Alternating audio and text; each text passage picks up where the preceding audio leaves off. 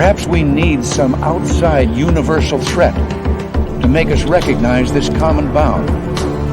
I occasionally think how quickly our differences worldwide would vanish if we were facing an alien threat from outside this world.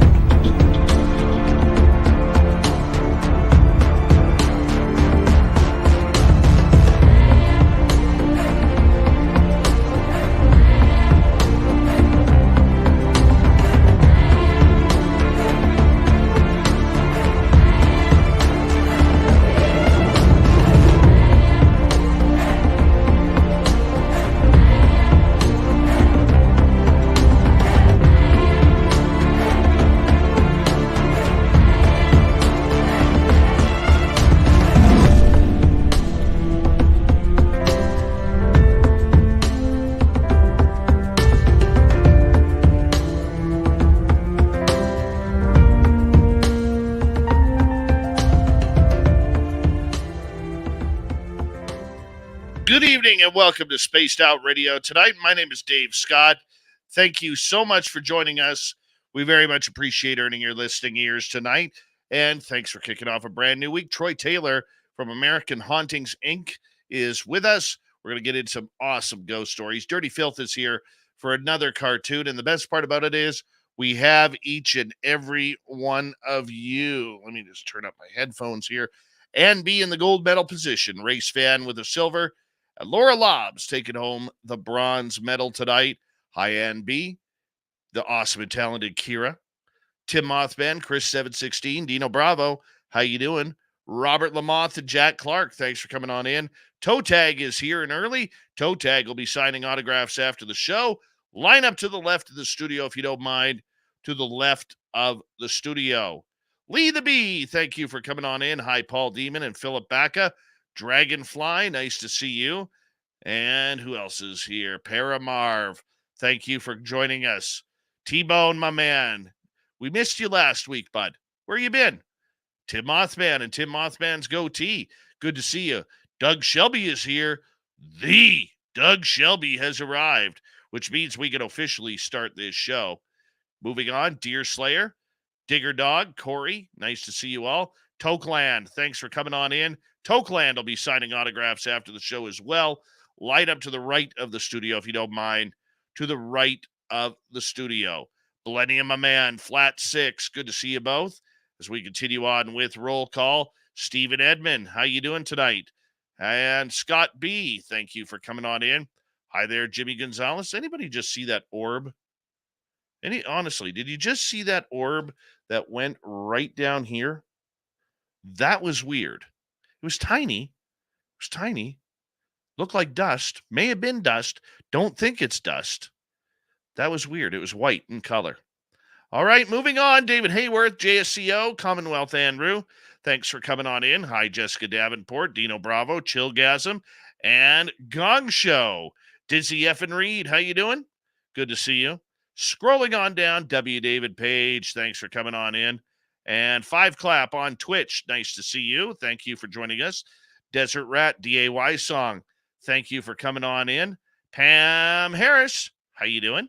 Stargazer, good to see you. And scrolling on down, did anybody see that orb? That was weird, man. That was completely weird. And let's see who's on Facebook. Hi, Susan Cano. How are you? Asteroid, good to see you. And where are we here? Susan Lawrence over on Facebook chasing us down. There she is. Give us a wave, Susan. And Nina Williams, thank you for coming on in.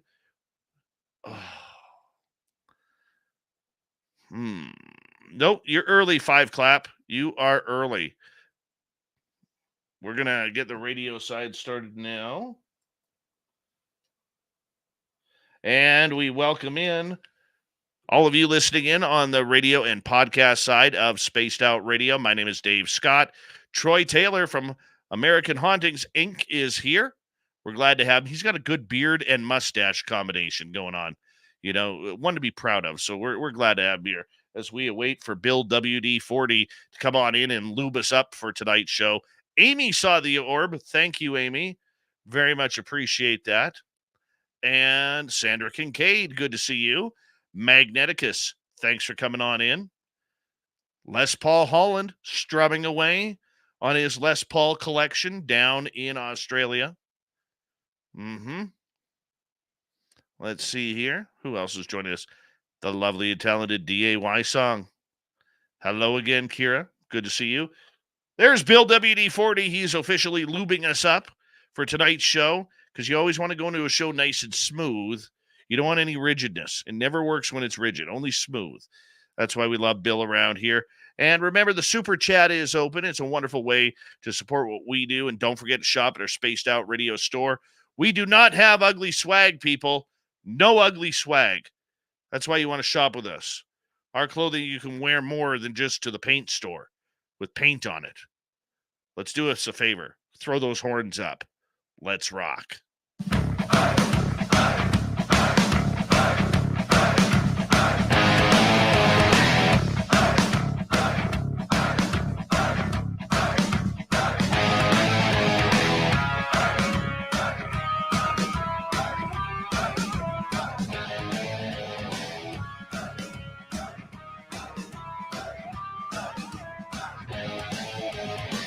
From the mountains of central British Columbia to you listening around the world, this, my friends, is Spaced Out Radio.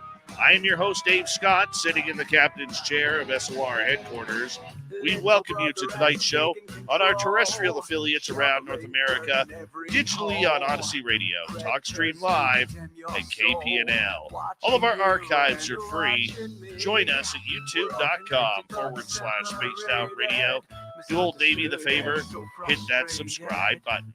You can follow us on Twitter at Spaced Out Radio, Instagram at Spaced Out Radio Show, and on Patreon in the Space Travelers Club. Our website, spacedoutradio.com. We have a plethora of features for you. Rock out to Bumblefoot, read the news wire, check out our swag as well. Tonight's show is brought to you by Chive Charities. Help make the world 10% happier by visiting Chive Charities today. You can find them on our website. Here we go. Great show tonight. Troy Taylor is going to join us momentarily. Talk about all sorts of hauntings and mysteries around the United States. Then in hour number 3, Steve Stockton from Among the Missing is here with another spooky story. Courtney Marcassani joins us for the UFO Report.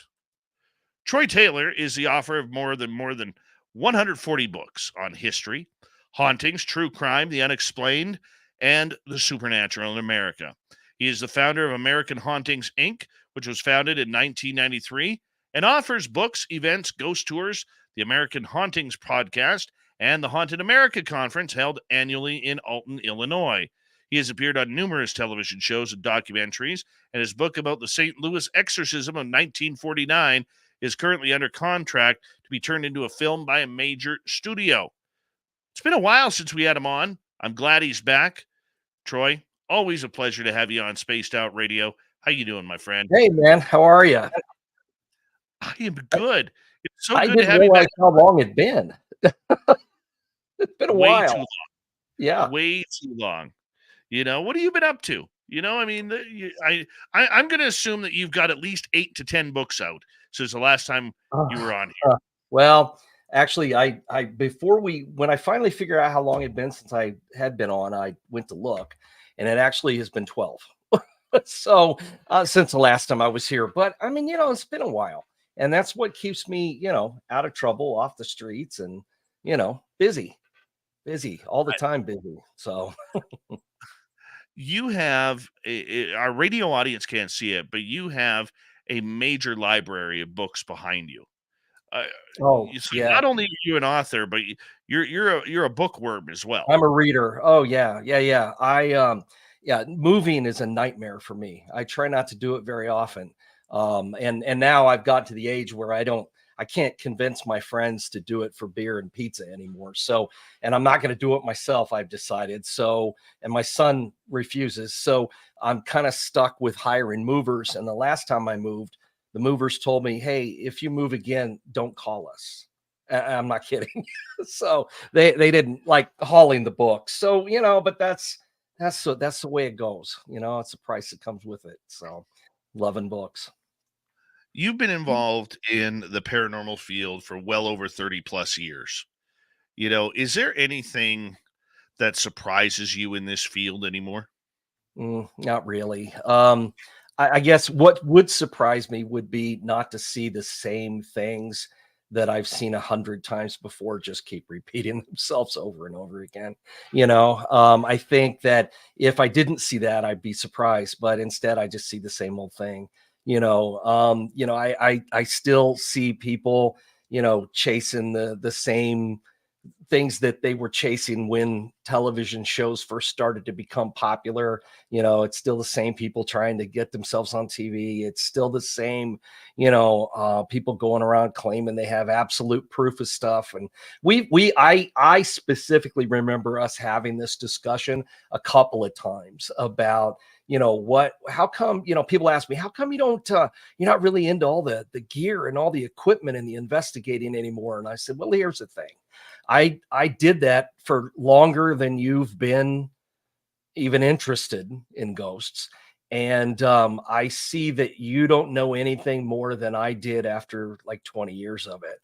Because, who told you that, EMF rays were ghosts? Well, nobody did. Somebody made that up. And so we all just go with it, And so it's just, you know what I mean? I mean, we've had this discussion and I keep waiting for, some kind of absolute proof. And man, I just don't see how we're ever going to have it, because you can't scientifically prove that there are ghosts. You just can't, because they're going to have to perform on command and be a repeated experiment. And we know that's not going to happen. So we have to just go on, either have to accept it on a faith basis, or we have to do what I try to encourage people to do and pursue it on a historical basis. In other words, if you can, find that there's been a repetition of a haunting that's taken place for X number of years to X number of people, and none of them knew each other, but they all tell the exact same report, historically speaking, that's, historically proven that place is haunted. But you're not going to be able to do it with scientific experiments. It's not going to happen. So, so no. No, I'm not really surprised by much anymore. I got to tell you, I believe that is probably the best answer when it comes to the paranormal that I've ever heard. In the near 2000 shows that we have done, I think that's one of the best answers that I've had on that. And I'm curious to ask you this then as a follow-up. Sure. What is a ghost? Well, there's about 30 different answers to that too. That's the problem. You can't say, oh, a ghost is the soul of someone who died and they've stuck around. Okay, well, that's one definition. There's also the definition of, that it's just repeated history. I've been talking about, residual hauntings for 30 years. I mean, I didn't make up the idea of it, as far as, you can leave that to the Brits and their stone tape theory and everything. It's the same thing. So I didn't make it up. I just called it that because it sounded cool. And now I hear it repeated, and it's kind of fun to hear it repeated. But, that's just energy that just kind of repeats itself on a place. It's just imprinted there. But can I prove that? No, absolutely, I cannot. That's a cool theory. It seems like it works because you have reports of apparitions, having no contact with people. It's just an image that's there. Just like somebody turned on a movie camera and it's running and it's projecting out this image, and it does the same thing over and over and over again. I think of that as that's one kind of ghost. Then I also really honestly believe that there are a lot of hauntings, especially famous ones, especially things that have been known for 100 years, 200 years, whatever. People tell the story about the ghostly woman that walks down the staircase. And yet it's very possible when we go to try to research some of these places and try to nail down the history, and we find the history doesn't match the story at all, not at all. But yet you can't explain why 100 people have seen this same thing. I honestly believe in that idea that we can create ghosts. by telling and retelling the stories to the point that people believe it so much that they actually cause it to become real. You know, you've heard about like the Philip experiment back in the 70s, right? I Yes. think that was in Canada. Yeah. And you know, this group of people got together and they came up with this idea that they were going to create a ghost, and they sat around and they thought up a biography for him, what he looked like and everything. And they sat around and they did seances to reach a ghost that wasn't real. I mean, they just made the whole thing up. And yet the more they did it and the more that they believed that something was going to happen, things started to happen. They started to have seances where they were getting messages and automatic writing, and tables were levitating and knocking and all kinds of stuff because they created it. And I think that I think could explain some of the stories too. Because one of the things that I've always been really, really tough on is trying to make sure that history matches. I love to, that's my thing. People say, oh, you know, I love to ghost hunt. Well, I do too, but not in the way that most people do. My idea of ghost hunting is going to a place, finding out the stories, and then trying to find out why in the world would this ghost be here? Why would this one be here? You know, off the top of my head, I know of a location that, you know, people have told all these stories about this old haunted swimming pool. And they'll tell all these stories about all these ghosts that are supposed to appear there. But the thing is, when you go to check out the history, you know, all these things about people drowning in the pool, none of them are true. None of them. Not a one. There's one guy that ever died in that swimming pool. And yet people experience things on a regular basis. So, but we still do have, by doing the research, we do have one person who did die there. So that part of the story is true. Somebody died on a staircase. Well, okay, we find out that actually happened. So that's always been my thing, is to try to nail it down. And there are places that I've been to repeatedly that have become famous places that have, you know, become known as the most haunted house in America and stuff like that. And yet none of the stories are true. None of them. I mean, you could literally go to the records and find out that these stories have been made up by someone in the past.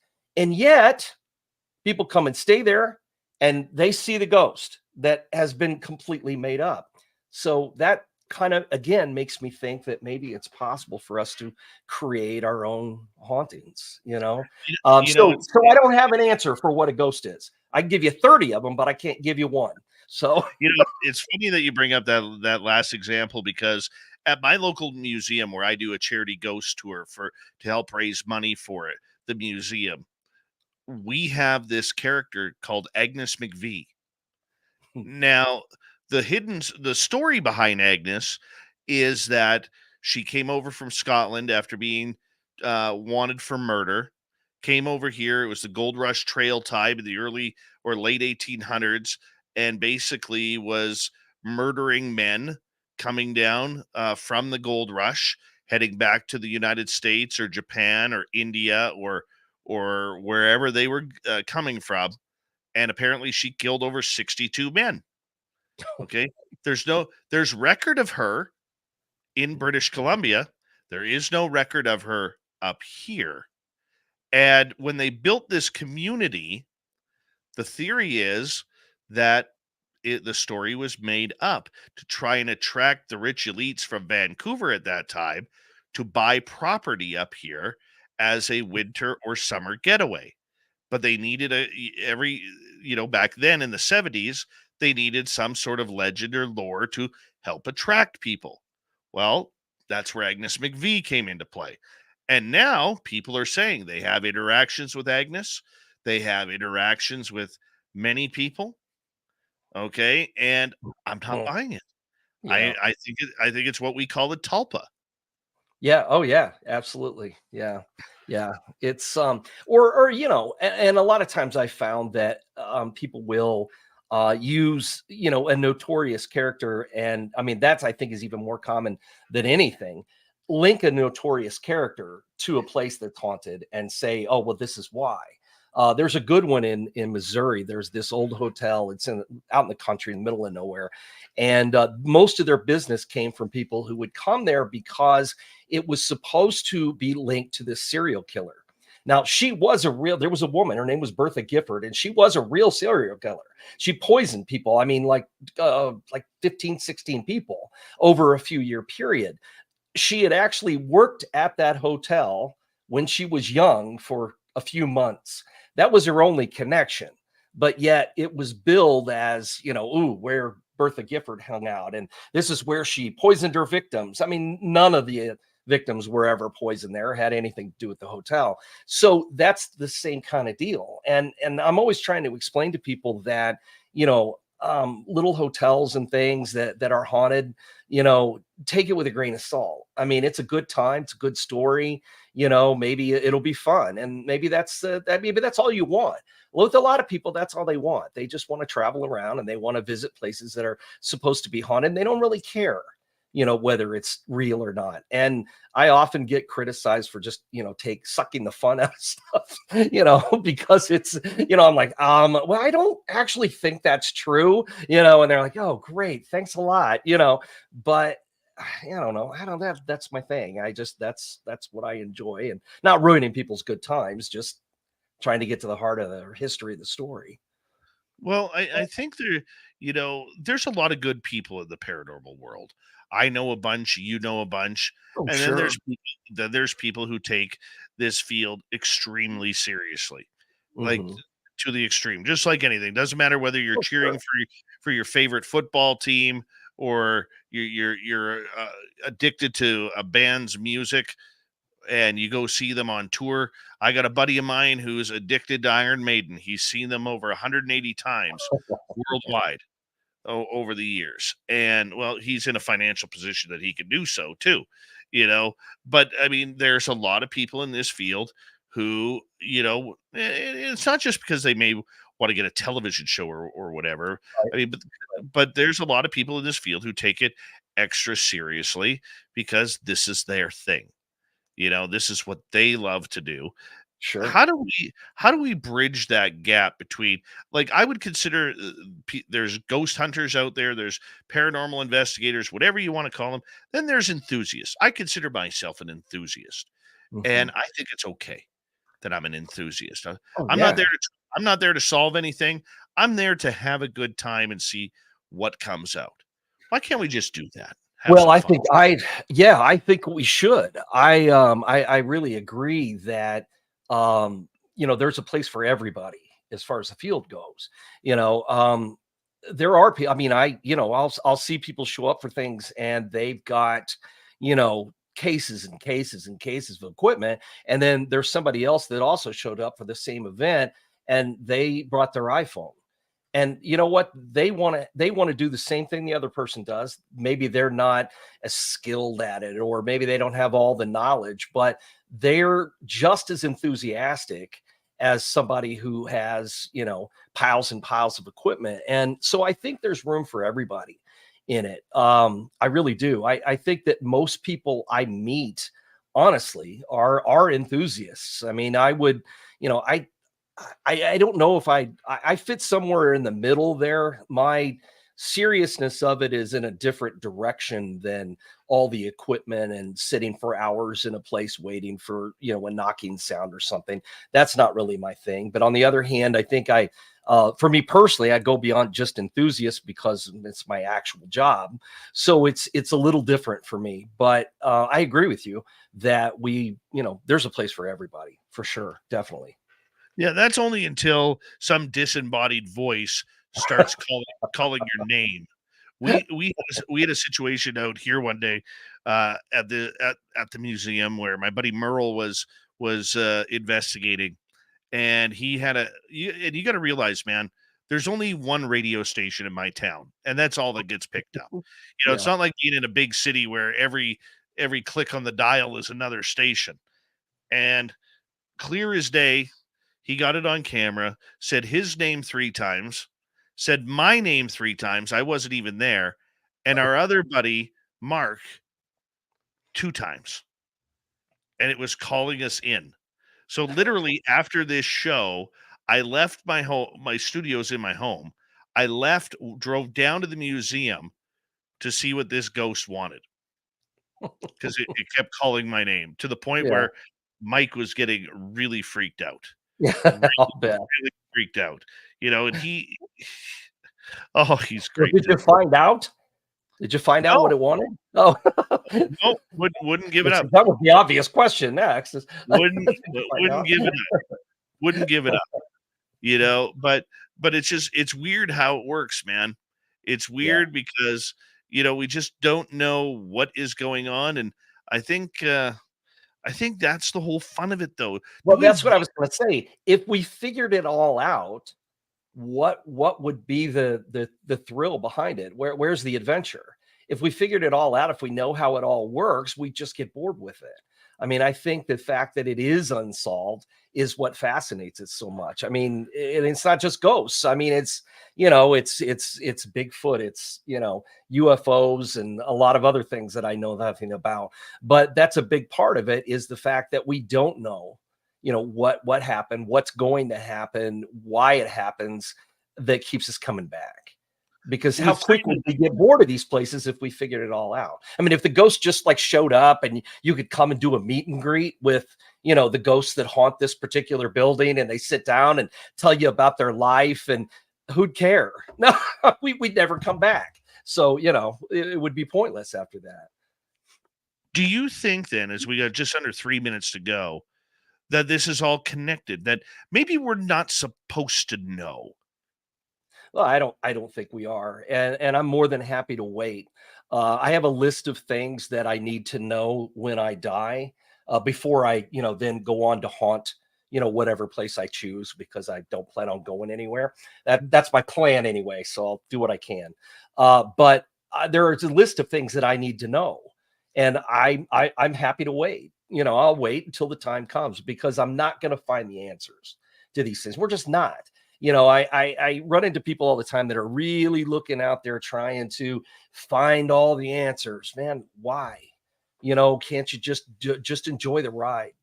That's my opinion anyway. So And I think that's great. And I think, that's what makes it fun, because I'm really, really starting to believe, number one, everything is connected by the phenomena. Okay. yeah, UFOs are connected to ghosts, and Bigfoot is connected to near death experiences, and it's all one phenomena. And I really am starting to believe over the last couple of years strongly that we're not supposed to know a lot of these answers. Now life out in the solar system or wherever, I think that's going to take on a mind of its own. But like near death experiences or whatever, I'm just not sure we're rife to know. yeah. Well, I mean, it makes sense to me, because I think, like you, that there's so much of it that is just so completely unexplained that, you can look at it and say, well, this is a level, or, a different level of reality that's different from our own.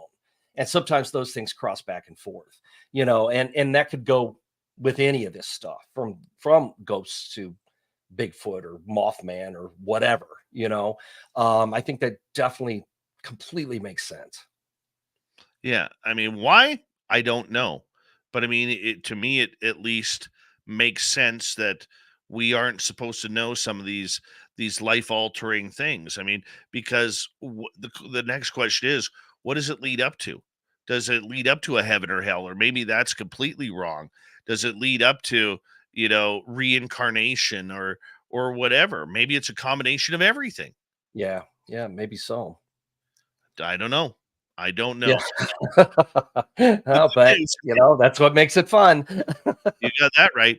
The good news is we get to continue on with this conversation when we return from the break here at the bottom of the hour.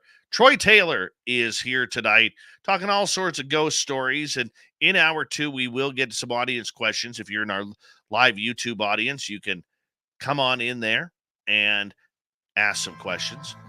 Troy's website is American Hauntings Ink, INK, like tattoos.com. American Hauntings Ink.com. Make sure you check it on out. We're going to end for another great half hour coming up right after this break with Troy Taylor. My name is Dave Scott. This is Spaced Out Radio.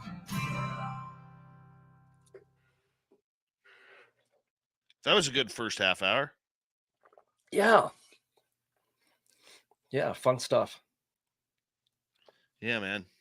What was I gonna? There's something I was gonna tell you during the break. I gotta remember what it was.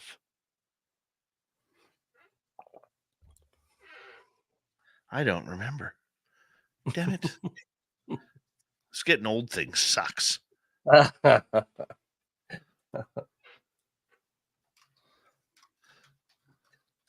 you doing down there, Dirty Filth? He talks without putting his microphone on. Hold on. Here we go. Hold on. Does he do it? No. There it is. Hi, Dave. Where's Blob? She's downstairs, passed out on the couch and on her gigantic blob throne. Does she not know it's time to work? I was telling her that, but she gave me that look, Dave, and Gargoyle was looking pretty rowdy. I don't want to push my luck. Oh my. Oh my. We'll get some snacks out. Oh, you're back at the bar tonight, I see. You're watching some sports, apparently. Right. The only sport in the world you're allowed to physically assault the other opponent without legal ramifications. Oh, they're watching some football then. No, it's hockey, Dave. I know. Let's go, Oilers. They seem to be doing pretty good. Yeah. But your other team is the best in the league. Yeah, no, they've lost 2 in a row. Either way, if you're gonna make me choose one, I'm going with Edmonton. I'll choose Edmonton every time. Love my Oilers. Just a little hockey talk there, right? What's that? Just a little hockey talk there. Hockey talk. Yeah. Yep. Yeah, I'm not I know it's probably a sacrilege, but I'm not much of a hockey guy, so sorry. That's okay. Yeah, football season's over. I'm done now. So who's your team? Next year. Unfortunately, the Bears, which is tragic in so many ways. So as usual, they sucked again this year. So they always do. I really want to see him trade away that first overall pick. Yeah, well, I don't. It's whatever. They're going to screw it up anyway, so it doesn't even matter. So the big deal tonight was that Justin Fields decided to unfollow the Bears on Instagram. So that's how bored everyone is right now. Man. Yeah, that somebody's making a big stink about that. So, well, that means not that I'd be sorry to see him go, though. So I don't know. He is a little overrated. Yeah, well, yeah, they have a habit of doing that, paying way too much for people that suck. So, you mean like David Carr? Well, how about the entire coaching staff? It wouldn't. Yeah, it's bad news. Well, the problem is, I think, no offense, if they draft that kid, I forget the kid's name, but if they draft that quarterback out of USC, that guy seems like a real head case. Yeah, and that's probably what we'll end up. I don't remember his name either. That's probably what we'll end up with. So it'll be some other, just tragedy. So I'm still smarting over Jay Cutler for however many years we had that clown. Yeah, it's really bad. Between Chicago and Dallas and their quarterbacks. I know, man. I know.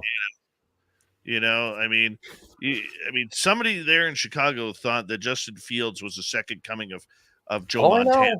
I know it. And, I think the whole problem with football in general are these guaranteed salaries.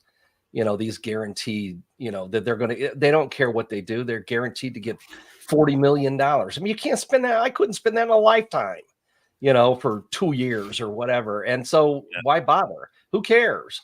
Well, the starting rate for a quarterback in the NFL right now is $40 million against the salary cap. Anyways, hold on right there. Thank you, Susan, Major Lee, and T-Bone for the super chats. Very much appreciate the love. Here we go with the second half hour, everybody.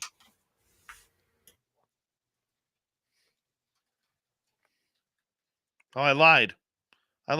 We got like 20 seconds. It's my fault. It's my fault. Dirty Filthy even panicked and turned his microphone off. Don't go shopping at our Spaced Out Radio store. We do not have ugly swag, people. You'll be more proud to wear our shirts out in public than just to the local garage sale. Here we go, everyone. Let's do it.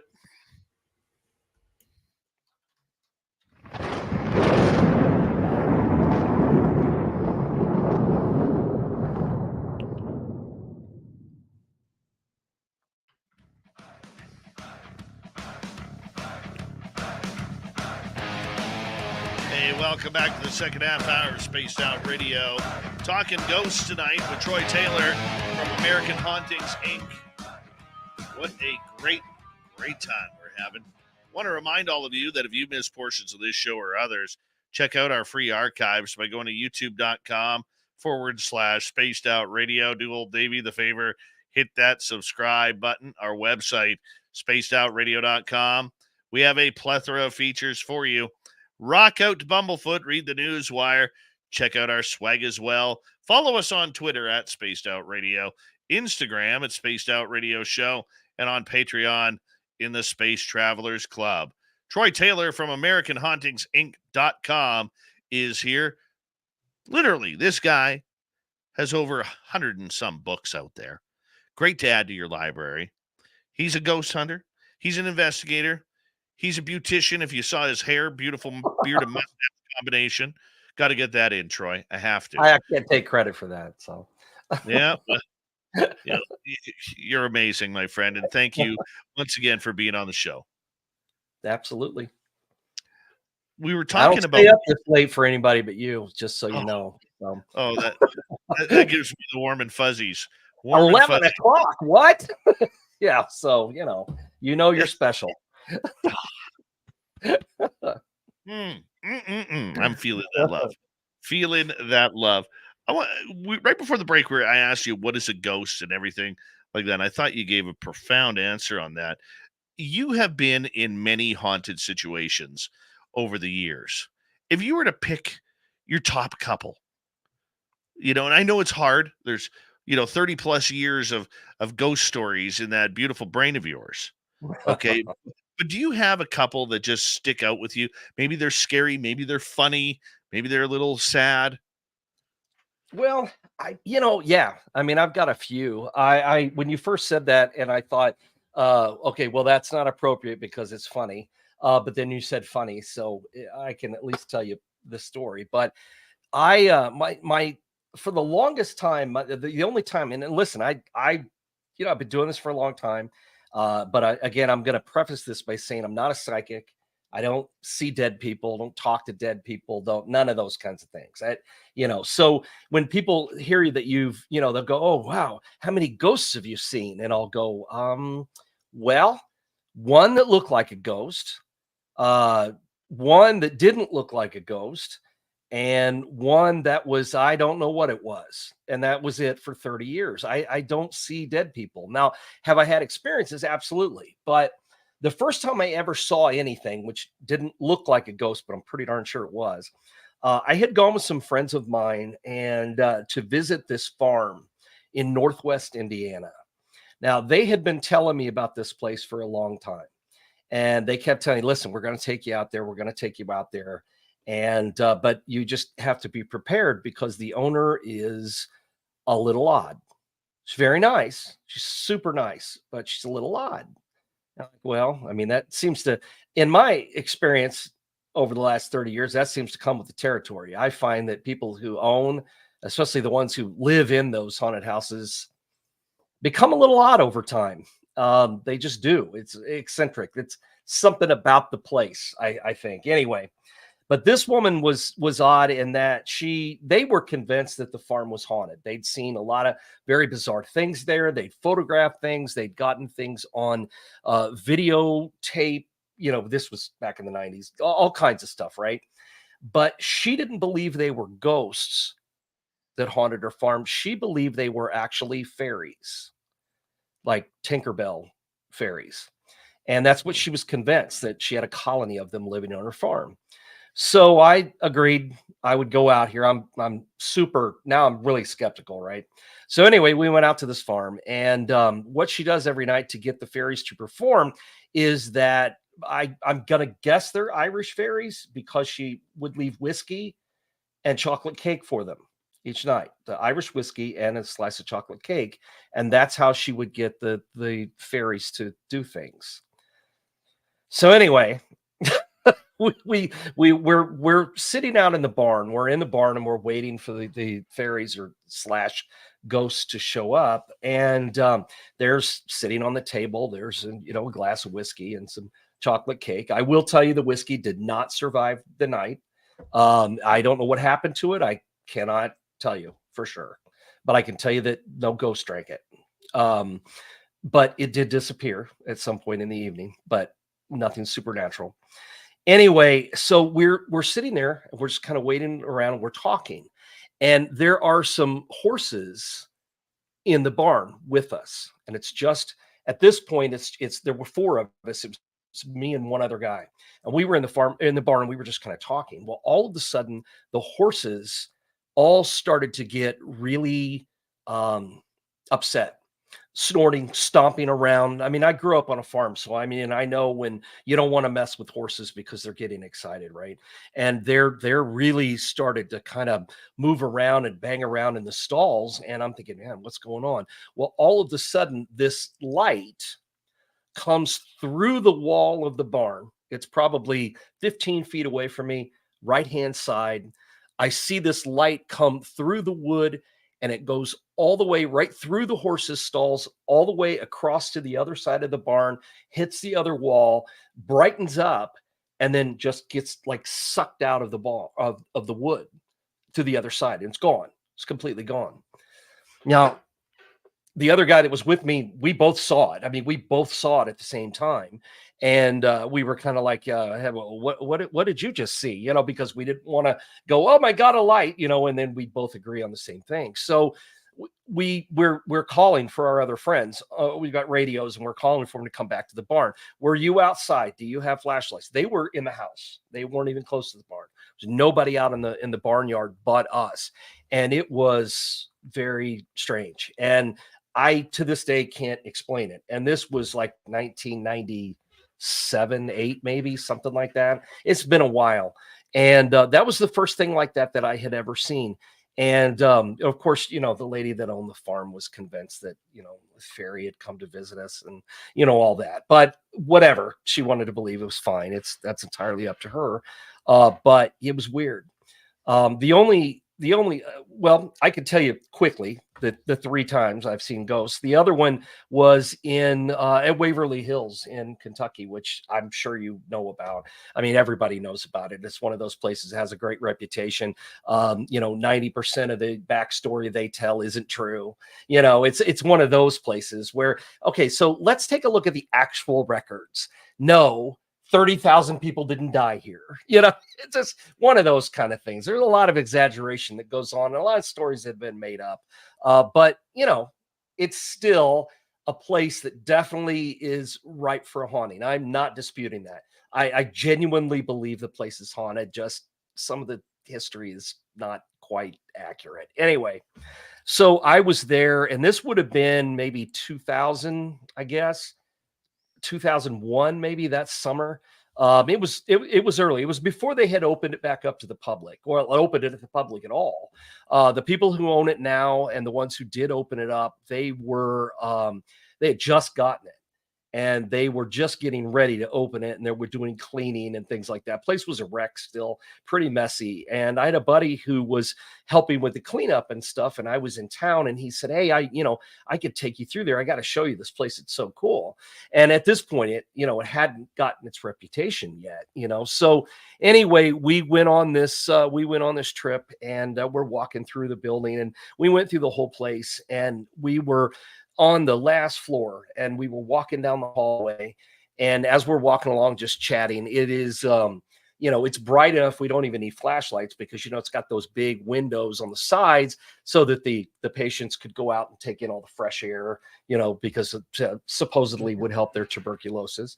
And so as we're walking along, all of a sudden, like 10 feet in front of us, a man just walks out of a room on one side of the hall, casually strolls across the hallway into the room on the other. And, not expecting to see anyone. I didn't wet my pants, but I probably came close. I know someone screamed, and I'm pretty sure it was me. So it startled me. I obviously didn't think anybody was going to be there, and I didn't expect to see anyone. So I, once things calmed down, we went, because now we're thinking, oh, somebody has broken into this building. They're not supposed to be in there. We got to tell them they have to leave, right? And so we went to run these people out, went into the room that they walked into. When we walked into the room, of course, there's no one in there. You know where this story's going. There's no one in the room. There's no other way out of the room. It's a dead end. And I had just seen a ghost that, again, I didn't have any idea it was a ghost. The only other time it looked as real as you or I, but I knew it was a ghost because I knew who he was when I saw him. And I knew when he died because I was sitting in his office at the time. Not when he died, but 40 years after he died. I used to own a movie theater, which I do not recommend to anyone. Just putting that out there. That's my one piece of advice for the night. Don't buy a movie theater. And so I was in the office, and I knew that the theater had a reputation for being haunted. Everybody that had worked there at one time or another had had some weird experience. I mean, I'd heard things of it. I'd never really thought much of it. But I was sitting in the office talking to a friend of mine on the phone one day. And as I was sitting there talking, I look up and I see this guy standing in the doorway to the office looking inside. And he's tall and he's thin and he's bald. He's got glasses. He's wearing, kind of old school looking dress clothes, not a suit, but a tie and a dress shirt and stuff. And I looked and I thought, I know who that is. It's Gus Constantopoulos, who used to own this building. And before I could say anything, he just turned around and walked away. Now, once he walked away, I thought, okay, that I imagined that. It was not, it couldn't have been a guy that I recognized that's dead. I just can't be. So I got up, and now I'm thinking, you know what? I'll bet it was, the projectionist. This was still back when we still had real film. And I thought it's got to be the projectionist who's come in for the day to get things ready. And so I walked out into the hallway. I looked down the hall. There's no one down there. And I walked down to see if any of the other rooms, if there's anybody in any of them. There isn't. So I walk back and I sit back down at the desk and I tell my friend what I just saw. And I said, I mean, this was the guy who owned the theater. I mean, this guy who really got this place going back in the 1920s. And I'm sitting in his office and he just walked by and looked in here. And she said, oh my God, what are you going to do? And I said, well, I already did it. And she said, well, what did you do? I said, well, I locked the door in case he comes back. I mean, stupid, it's but that was my first impulse, was lock the door, so yeah, it's that answers the question when people go, hey, do you ever get scared? When you do this stuff? Yeah, sometimes I still do. The first night I've got an event space in a museum in a building down in Alton, Illinois. And the first night I spent the night in that building with a buddy of mine. We were down in this area that was supposed to be super haunted. And, I kept hearing about how haunted it was. And so we decided to sit down there and see if anything happened. About 1 o'clock in the morning, we heard the door open and somebody walked in and, all the lights were off. It's pitch dark.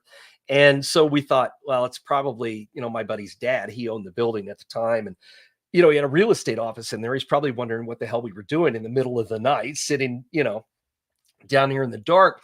So we turned on the flashlights and shined them up there. Door standing open, nobody there.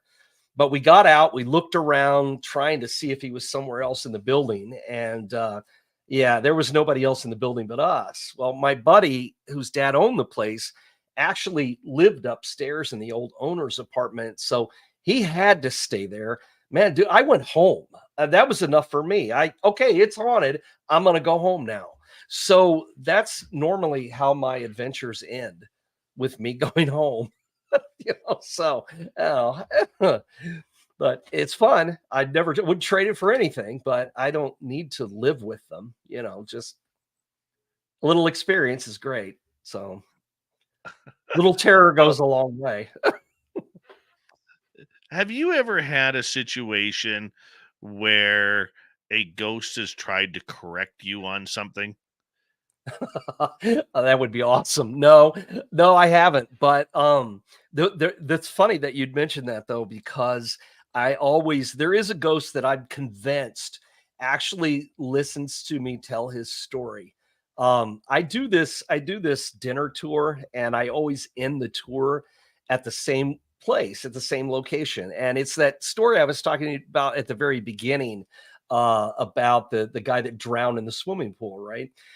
This guy this hotel was a big deal at one time. It had supposedly, miraculous healing water and things like that. So it drew a lot of people, and it had a huge swimming pool. And this guy was 18 years old. He was a sheet metal worker from Granite City, the booming metropolis of Granite City, Illinois, which has 3,000 people in it, if that. And he had come there to take swimming lessons, and he drowned. The first day he was there, obviously failed his lessons. But so I've had numerous times when I have been bringing a group into the big room where this old swimming pool is. It's empty now, and telling this story, and talking about the pool being haunted, and talking about Clarence Blair drowning in the pool and things. And then one night, I always do this thing where I shut off all the lights to tell my story about hearing the footsteps, right? And the door opening. And so then I turn the lights back on, and then I tell everybody, some of the strange things that have happened there. Well, one night, turn the lights off, turn the lights back on again. Everybody's kind of milling around, getting ready to leave. And I've got a buddy who's helping me with this tour, and kind of, moving people along, shuffling them along, and making sure nobody wanders off where they're not supposed to. And I see him leave, and he goes out one of the doors, and I can see his light going through a back part of the building. And then he comes back, and he comes up to me, and he says, "Hey, we got a problem." And I said, "What's going on?" And he said, "Well, we've lost somebody." I said, "What do you mean we lost somebody?" He said, "Well, somebody's left the tour, and I can't find them. They didn't go out this door, and I've looked everywhere, but I don't know where they went." And I said, "Well, what do they look like?" And he said, "Well, he was standing down there by the end of the pool, leaning against that pillar down there, and he had on a white shirt and a tie and khaki colored pants, and he was just leaning there with his arms crossed. And then we turn the lights back on, and he's gone, and I can't find him." And I said, "And I don't remember anybody that looked like that on the tour." And there was a group of women that had come, a big group of them, and they said, "Oh no, we saw him too, standing down there at the end." So a whole bunch of people saw them, just I didn't. But a lot of people saw this guy. Well, we never found him. He just disappeared. So I always tell everybody that it's Clarence Blair, and maybe it is, but I like to think it's Clarence. And he's standing there listening to me tell his story. Because here's a guy who, was 18 years old, drowned in a swimming pool, and never went anywhere, did anything, probably never even left the state of Illinois, and died too young to ever appreciate life. And now we've got hundreds of people we bring in all the time, and listen to us talk about this guy that, was never known to anyone when he was alive. So luckily he's never corrected me. So, but it would be awesome if they did. I would love to have a ghost just say something like, "That's not how that story went." That would be awesome. That'd be so cool. We had a situation a number of years ago, I've told this on the air before, where we were sitting around playing with a spirit board, and all of a sudden my friend's wood stove lights up. And he turns and looks, and he's like, "Who started the fire?" And so he goes around asking all of us, asks the children in the house. And they're like, "No, nobody touches your wood stove, man. That's yours." Right. So we put our hands back on Kind the of ledge. obvious. It'd be kind of obvious it's a wood stove, right? And it's not just like flipping a switch. Exactly. Yeah. So all of a sudden we go back on the spirit board, and one of the ladies who was with us says, Did you light the fire?" And it goes to yes. And when we asked why, spelled out, "I was cold." Like duh, you stupid humans. Yeah. You know, Um, I was cold, so I ended up turning it off. Like, oh, it's just amazing. Wow. I love the Yeah. sense of humor. I mean, we had, I'll tell a little bit of a perverted story here from our museum. We have one ghost that we call the Blue Man. Okay. And for if you're a skeptic of him, you will walk out with ectoplasm on your, hitting you like a spider web on your face or on your arm or someplace where Yeah. there's Yeah. hilarious. So one day I'm doing a private tour with about 15 different women, and they're trying to lure him out and out of his closet where he kind of hides. I think there's a portal in that closet, and they're getting pretty seductive and lewd, you know. And I'm okay. I'm kind of like, oh my word, like this is. And so finally, we start asking his name. Does your name start with an A? Does it start with a B? Right? And it lights up 8K2 meters at once on the letter B. Okay, so is it Brian, Bob, thinking of names from the past, and nothing happens. Okay, well, let's try and figure out your last name. A, B, C, D, E, F, G, nothing. H, I, J. Okay, and lights up. Well, is your last name Johnson, Jackson, Jacques? What could it be? Well, we later found out, as he wasn't answering anything, that those weren't his initials. It was what he wanted from these ladies. Well, and they started it, so I mean, really, Yeah, it was absolute. To this day, every time I walk in that room, I tell that story to my tour. That's a Oh good yeah. one. Outside, you concentrate a lot on ghosts. I mean, that's your forte. That's what you love. What makes a good haunting? What makes a good haunted story? Because we hear of Waverly Hills, we hear of Gettysburg, we hear of all of these tragic places that are played every season on every ghost show. Yeah. What are some, with 2 minutes left? Give me one of your favorites that's not a Bobby Mackey's or someplace like that. Yeah. Well, I mean, most places aren't. That's the thing. Most places don't fill the famous. I don't know how you get on that list, to be honest with you, but there's plenty of stories out there that I find to be, more credible, at least as far as the history and things go. Just for instance, I had a woman, and no one's ever going to seek this place out because it was just these people's house.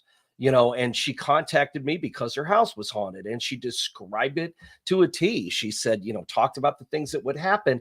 But the one thing that unsettled her the most was the fact that they kept seeing this ghost standing in their bedroom at night. And he would just stand there and look at them and then would just disappear. And this would happen on an almost nightly basis. And she knew nothing about the history of the house. They'd moved in recently. So that was right up my alley. So I started digging into the history of the house, found out everything I could. Well, it didn't take me long to find out, who the owners were. Once I looked up the different owners, I found out that the guy who built the house had been a teller at a bank in the town that they lived in. And he had embezzled about 400 grand. Now, this was back in the 1920s. So that was a lot of money. And the money had never been found, ever. And not long after the money disappeared, there was an announcement there was going to be an audit at the bank. And rather than face the music, he committed suicide. Now, I didn't know if that was who haunted her house, but you certainly had a suspect. So I printed out his photograph out of the paper, and then I printed out a few others too, just all through the same time period, a couple of different newspapers. And I took them back to the lady and I said, well, before I tell you anything about the house, I want you to look at these pictures I've got here and tell me if any of these guys look familiar. And she immediately pointed to the original owner of the house, and said, that's the guy who stands in our bedroom at night. Well, that's the guy who had embezzled the money and committed suicide in the house. See, yeah, which, needless to say, freaked her out. They continued to live there for a while, but not much longer. Hold that thought. Sure. Troy Taylor from American Hauntings Ink.com is with us through hour one and into hour number two. God, he's got some great stories. We're going to continue with those when we return right here on Spaced Out Radio. Stay tuned.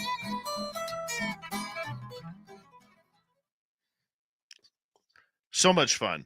So much Yeah, fun. I Troy, knew we were getting close. I was trying to watch, but you I'm wind gonna me take up, and I'm gonna take a quick break here, and turn things over to Dirty Filth as he's drawing away here. So good time for a quick break here, about 5 minutes, Troy. all right, sounds good. Thanks. Don't forget to turn your mic on, Dirty.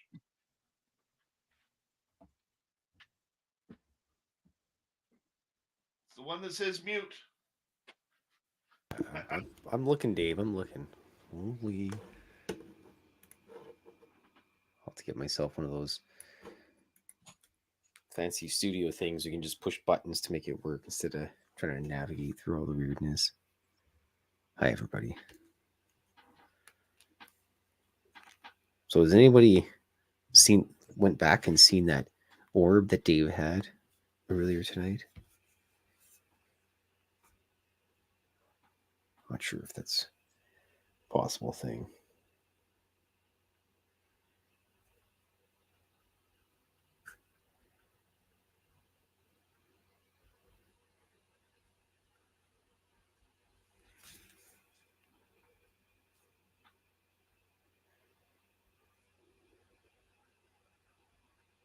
This is a sports themed cartoon with aliens. Stanton, Carl, and Alan. Perfect name for gray aliens. Yeah.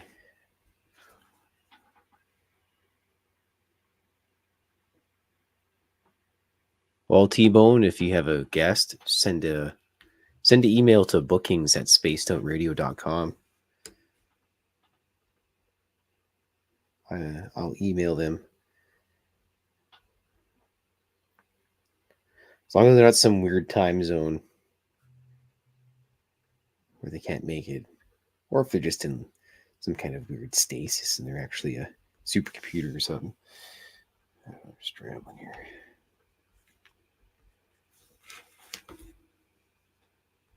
Oh, yeah. I'm talking about hockey, saying it's called hockey, Alan. The players are allowed to physically assault each other without any legal ramifications. That's what they do. They punch each other in the chops in hockey.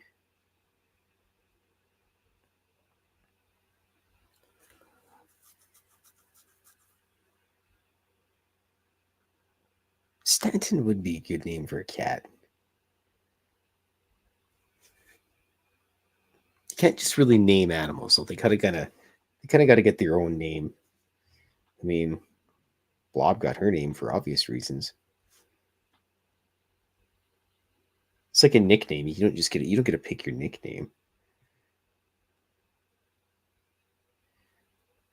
That's cheating if you do.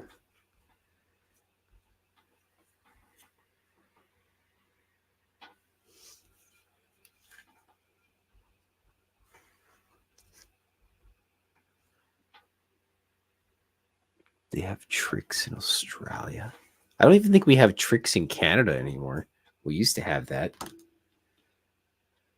It was little banana shapes and fruit shaped things, as far as I remember. I don't think they have that anymore. I haven't even been down the cereal section in probably about 3,000 years.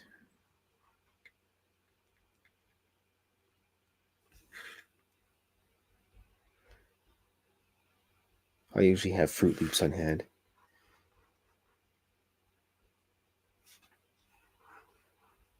If we're still talking about cereal.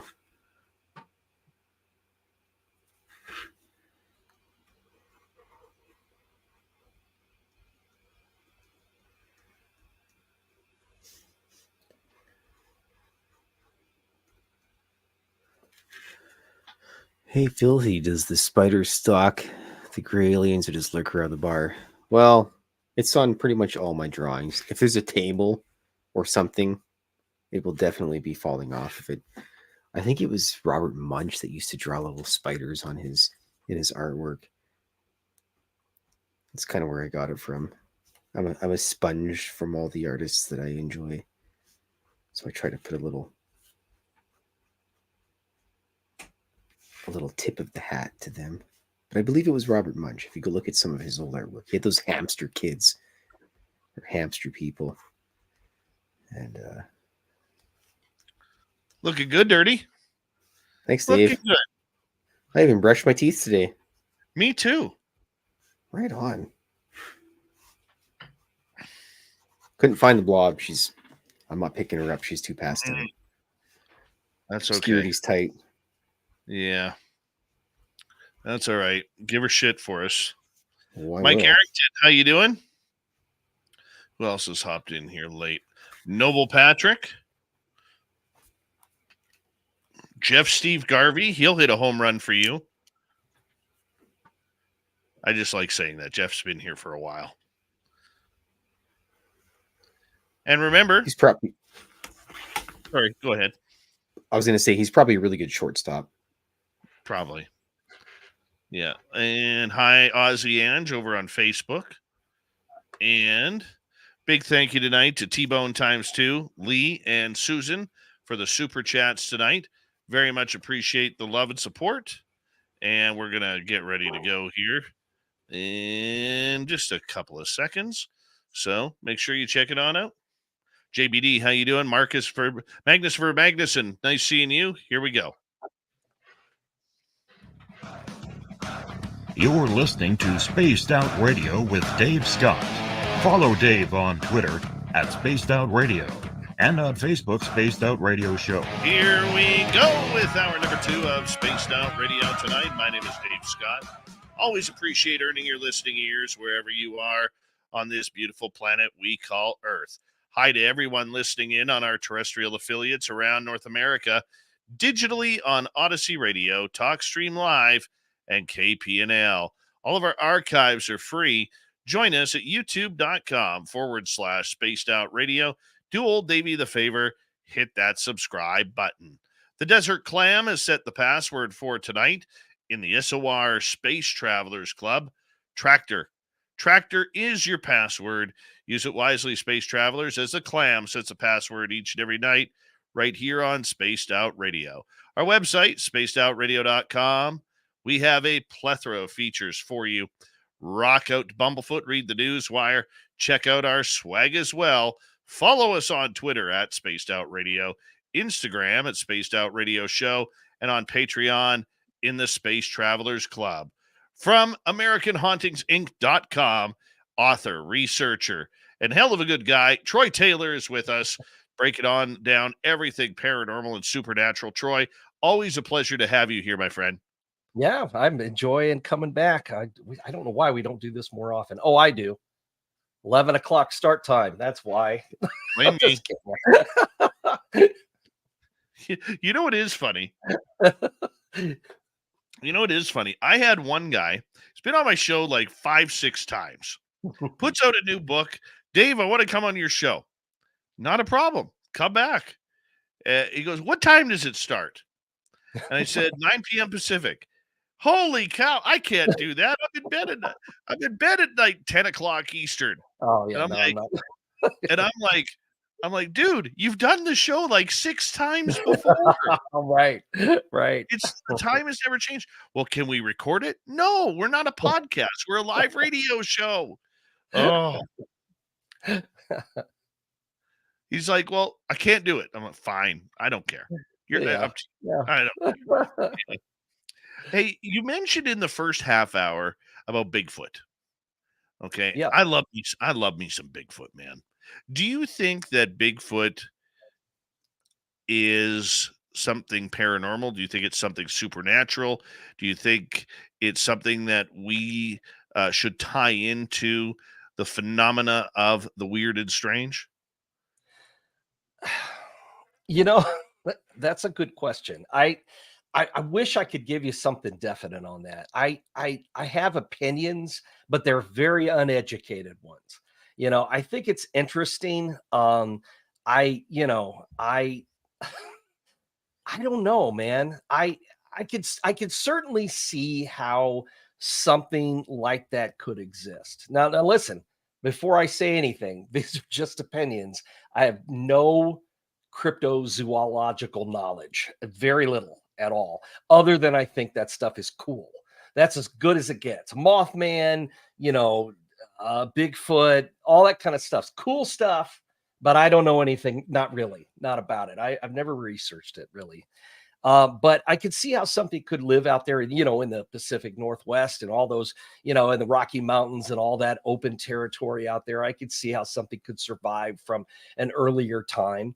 So on that note, on that side, I can look at it as being some sort of natural phenomenon, something that's, a natural holdover from, like a giant bird, a pterodactyl that was shot by cowboys in Tombstone, Arizona. I could see how something like that maybe could happen. I'd like to think it could anyway. But of course, you got to remember, I spent like the first 12 years of my life believing in jackalopes. So you can't go by me. But on the other hand, the fact that nobody after all this time has caught one, or not really. I mean, every time something comes up, it turns out to be fake, or, it's a guy in a costume, or like that video that went around recently where they saw the Bigfoot. I don't know if he was taking a dump on the side of a hill or something, and somebody filmed it from a train, and it just turned out to be some guy in a suit. Remember that? I other than that, every picture's blurry. The film is 12 seconds long, and it might be a guy in a suit, or maybe it's not. And we all hate each other. We're all going to fight about it. I mean, it's fun that it's giving people something to do, but, do I take it seriously? Not really. But because nobody's caught one, nobody's shot one, it's never turned up. Maybe there's something paranormal. Maybe they do, zip out into a different dimension or something.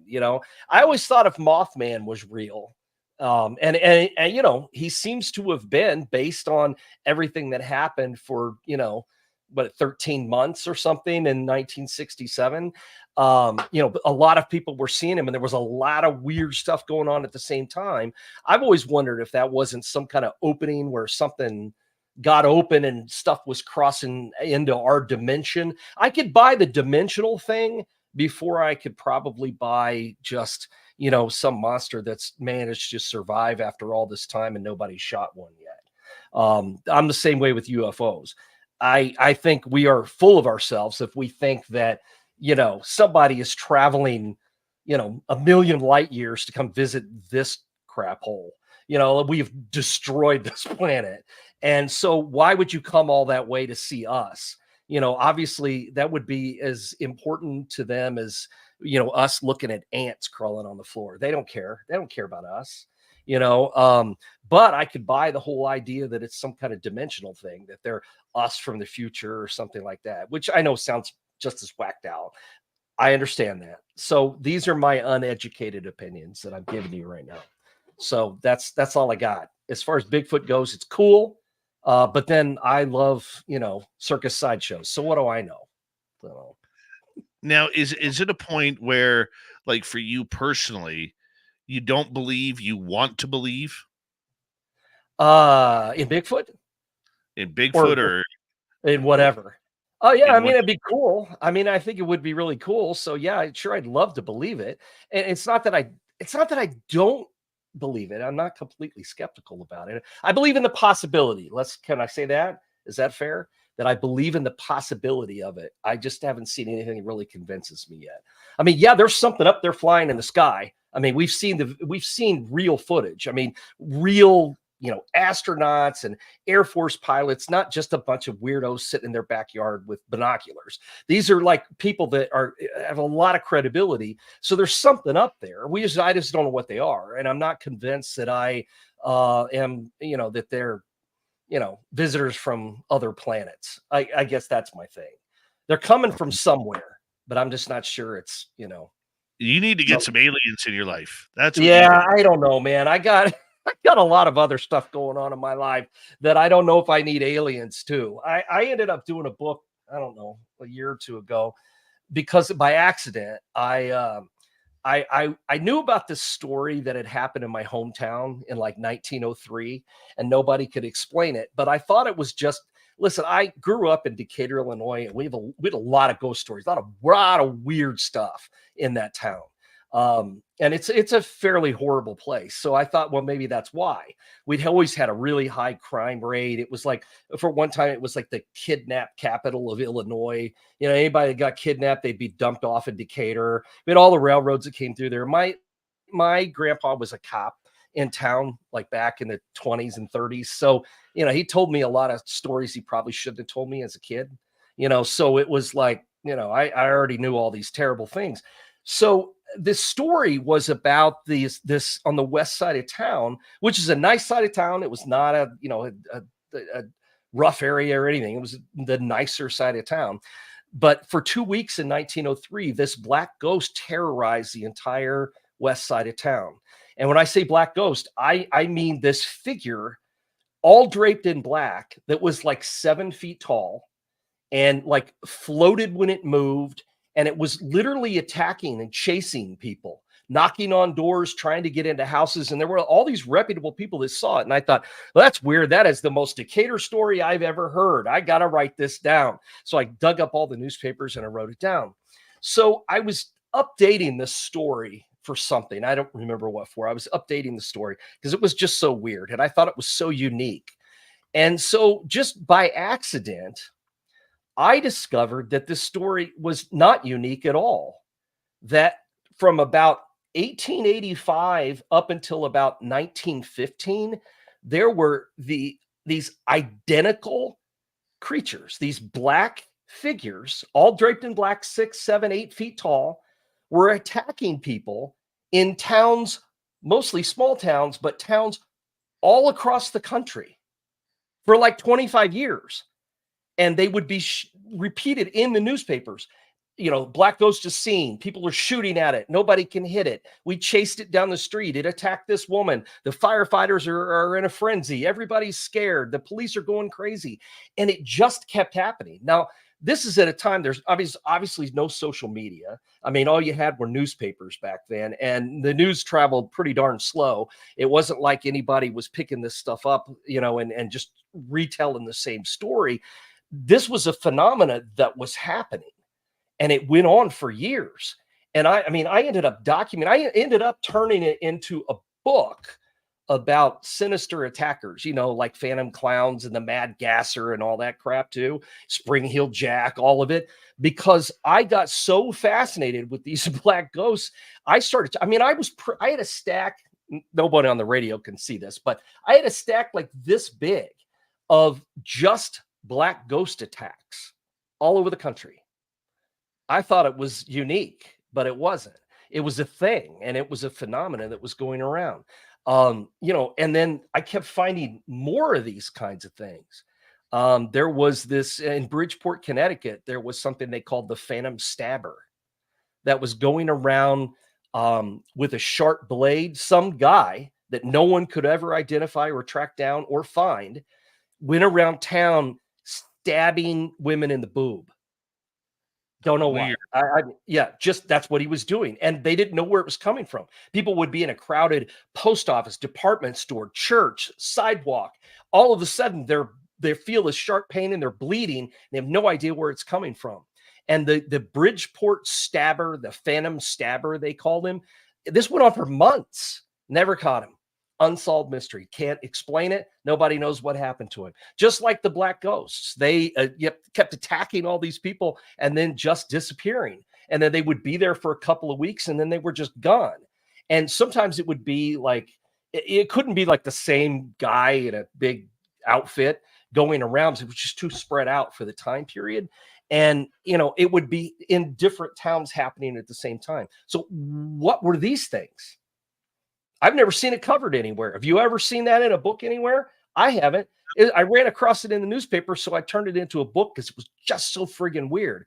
But that's about as far as I get from, like, you know, ghosts and true crime, and best of all, the combination of ghosts and true crime. That's about, you know, as weird as it gets for me. So then when you get into Bigfoot, I just completely shut down and go, I don't know, because I don't know. I don't know what to tell you about that stuff, but man, it's weird. So I got no explanations for this stuff, you know, and you can ask me all kinds of questions and I'll have opinions, but they're usually dumb. So I don't know. I know. I need to know more about UFOs, but man, outside of the X-Files, I just never really paid that much attention. I guess, you know why? I think I've just always taken for granted that they're out there. And I just figured, yeah, well, what am I going to do about it? Do I think something crashed in Roswell? Yeah, because right after that, we had transistor radios. We never had those before. Suddenly we got them after a UFO crashes. Come on now. Tell me the government didn't hide a UFO somewhere. I believe that. I do. But I think it came from the future or something. So I don't know. So you're just letting me ramble. So Yeah, stop. man, that's all we want is AM radio from the alien.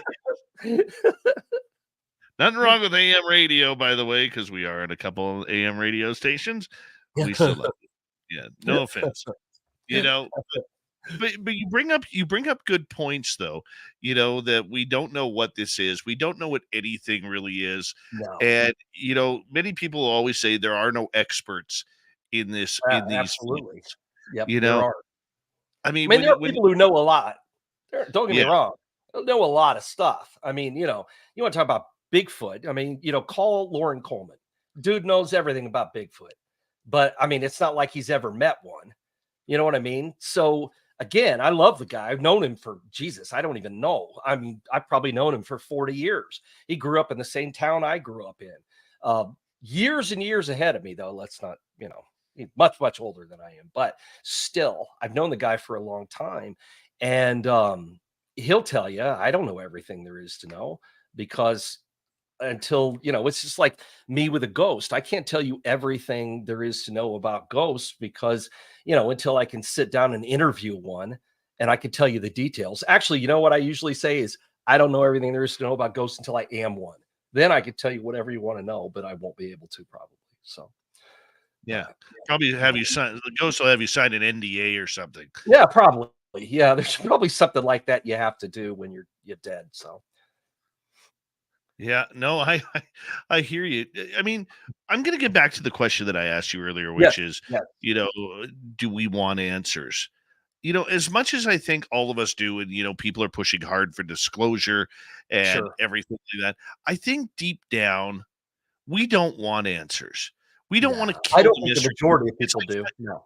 It's like finding out, even though Santa Claus isn't real, it's finding out that he isn't real. That is kind of like damn it. That's not good. Yeah, that wasn't fun. Who thought that was fun when you were a kid? For about 5 minutes, you went, I'm the smartest, 10-year-old there is. I know there's no Santa Claus. Well, now you're screwed because the rest of your life, there's no Santa Claus. So I just assume believe that there probably is one out there somewhere. I agree with you. Like I said, I've got this list of things that I need to know. I need to know who Jack the Ripper was, for sure. But see, because every time something comes up, there's always a caveat to it. It's like every time somebody identifies D.B. Cooper. Okay, really? How do you know? Well, you don't know. Or every time they identify Jack the Ripper, we're basing it on DNA because we found it on Catherine Eddowes' shawl. You don't even know if that was her shawl. And it's been around about 9,000 people over time. So there's no way you could trace DNA to it. You couldn't, because it hasn't been protected. You can't do that. So I need to know that.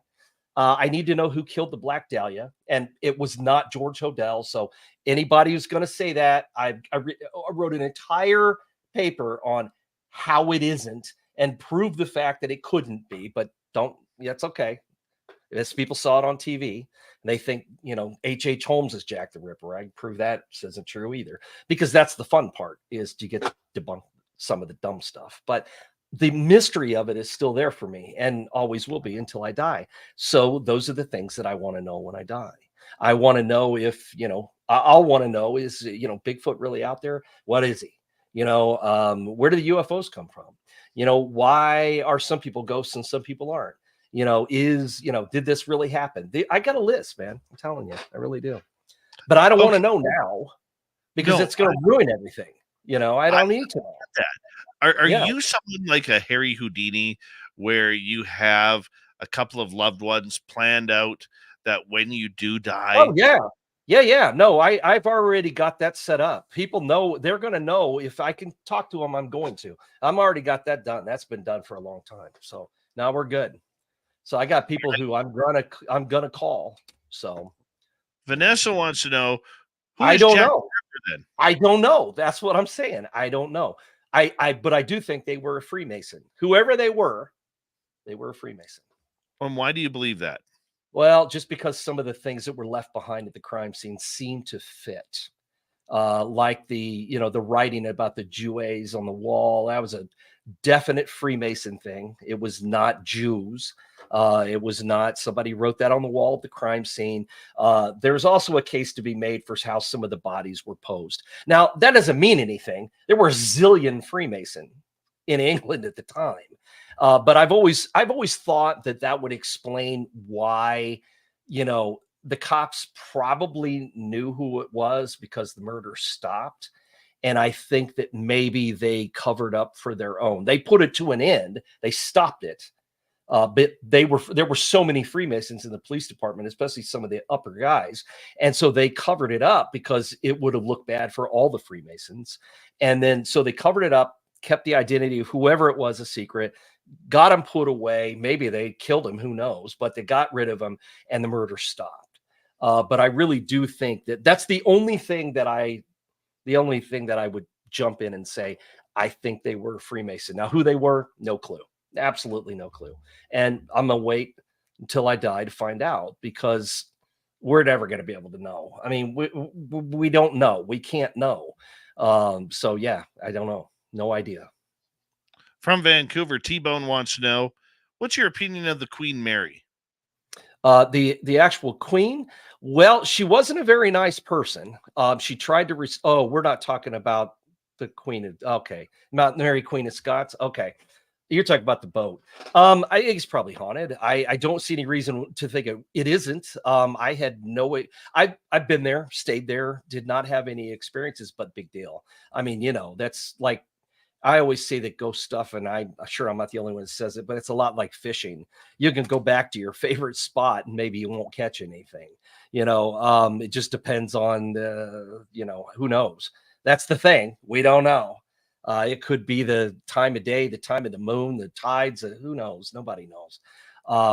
But I do think it's got a great history behind it, definitely a tragic history. And if all of the ideas behind that are right, and I think they are, that, the tragic histories, death, violence, sudden death, all these things create hauntings. Definitely the Queen Mary's got a reason to be haunted. So I would say that it's probably legitimate. I don't know enough about the in-depth history of it to go, oh, but this story isn't true, or I don't know. But I know people who do. Nicole Strickland has written a bunch of books about Queen Mary. She's awesome. So that's if I had a question about the Queen Mary, that's immediately who I just call her up. So yeah, we haven't had Nicole on in a couple of years either. Yeah, I know you've had her on though, for sure. Yeah. She's incredible. A quick one here from Ange. We got 1 minute to go. Ange in Australia is asking, Troy, have you ever been to Alcatraz and had contact there? Yes and no. Yes, I've been there. One of my goals, people always ask me, is there any place that you really want to, that you wish you could go and stay that you haven't gotten to? And Alcatraz is the place where I would love to spend the night sometime. Now, I know they don't allow that, but if they ever do, I'm going to be signed up for it. I would love to spend the night there. I've just visited it like everybody else has, on the tour. I've never gotten any special treatment there by any means, but I would love to. It's a cool place. It's got a great history, and I definitely think that it certainly has every reason to be haunted, going all the way back to being a Civil War fort up until the guys who were there who, murdered each other, killed themselves. You got Capone, who went crazy there, but still thought that he was being haunted by one of the victims or from the St. Valentine's Day massacre there. It's a great location. All right. We got Troy Taylor from American Hauntings Ink.com for another 30 minutes here on Spaced Out Radio. More ghost stories, more questions, all coming up next. We look forward to it. Hope you do too. Second half of the show comes up right after this. Stay tuned.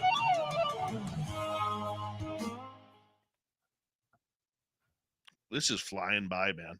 Yeah, God, I don't even know what happened in that last half an hour. It was just over. It's amazing how much. Yeah. Well, you know how it is with me. You just wind me up and you can just let me go. But when you let me ramble like that and speculate, dude. that's where we get into trouble. I have a place where if you ever want to come to a holiday, I have the ultimate place here, man. Yeah. Ultimate. It's Canada's largest unsolved mass murder. Really? Okay. And in 1965, a plane blew up in the sky 25 miles from my house. Oh, wow. And the crash site is still there. Some of the debris is still there. And that area, we have seen ghosts. And there's no radio signal out there either, which is beautiful. On a spirit box, we've had a ghost actually tell us their name. Wow. And we looked it up on the list, and it was there. We've had Sasquatch interaction there. And we've had UFO and alien interaction there. Drawn by, the activity or No the idea. crash itself, No Well, idea. we could get way out there and say that the crash ripped something open, I don't know. I tend to think Makes you wonder. that the Sasquatch are protectors of that area. Really? There's been so many stories I've heard over the years of Sasquatch hanging around graveyards and in other cryptids as well, hanging around graveyards. And I just think that there is something to that where I think they're protectors of the area. I really do. And I have no proof of that. It's just a theory. Yeah, it's just an idea. Yeah, I like it though. Yeah, it's interesting. Yeah. Yeah. Like last year when we were tipped off to the aliens in the forest, it was a Sasquatch growl from these ETs were in between us and our base camp. And from base camp, we had a deep guttural growl at us. And I'm looking through the trees trying to see if it's a black bear, a grizzly bear, because you want to think logically first. Sure. Oh yeah, of course. And that's where we saw the craft. I saw the craft, and my teammates saw two grays. Wow. And do you think you were being warned away? Or no? Yeah, I think we were being warned that they were there. Oh, okay. Okay. Just like now be careful, back off. Yeah. In 2018, in that same spot, my two buddies and I, we were chased out of the forest by two Sasquatch. The one was actually talking to us. Like what they call the samurai chatter. Yeah. We've had multiple experiences there. Wow. I've got fingerprints from there. I've got on a toy. I've had one of the weirdest things that happened there was we were there one time. We put up a gifting site, and my friend's daughter put a nickel, an old worn out 1960s Canadian nickel on a log. We go back the week later, the nickel's gone. Okay, well, that's interesting. Okay, it could be anything, pack rat, crow, anything, right? Go back the following week, we had this round, looks like a lollipop that we had stuck in the tree. We go back, and my son, who was about 7 years old at that time, he goes, "Hey, Daddy, what's this?" And right on top of that perfectly round sucker, plastic sucker, there was a 2019 Canadian nickel. Huh. Now, you think, okay, a person is going to do that, but you know what? A person is going to put something that has a stable area. We're not putting something on something that could be knocked off by a tree branch falling or wind or rain. I think they changed the nickels for us. Huh. Wow. Yeah. That's Is crazy. there's a ton of stuff happening there. And at night, you hear, like, dude, you're 25 miles from civilization. You hear voices at night out there, and there's only one road in and one road out, Mm-hmm. right? It's just the Hmm. perfect storm. Thank you, T-Bone ×3, Susan, and Major Lee for the super chats tonight. Here we go with the next half hour.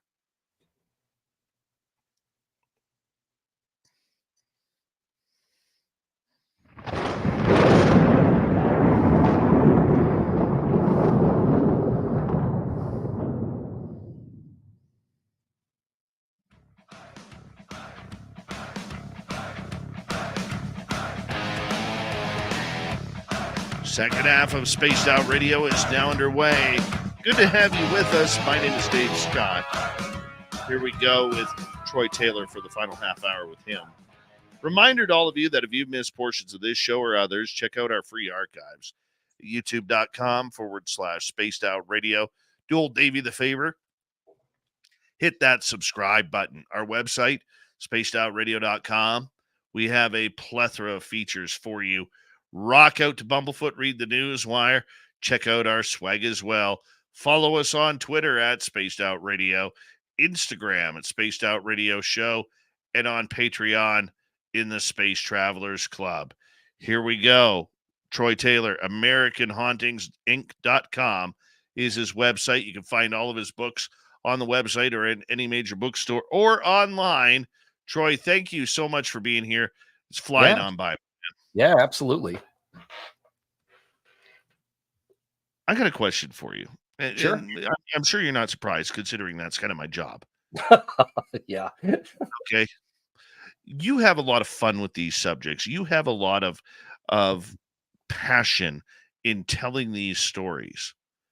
What kind of story do you like to tell?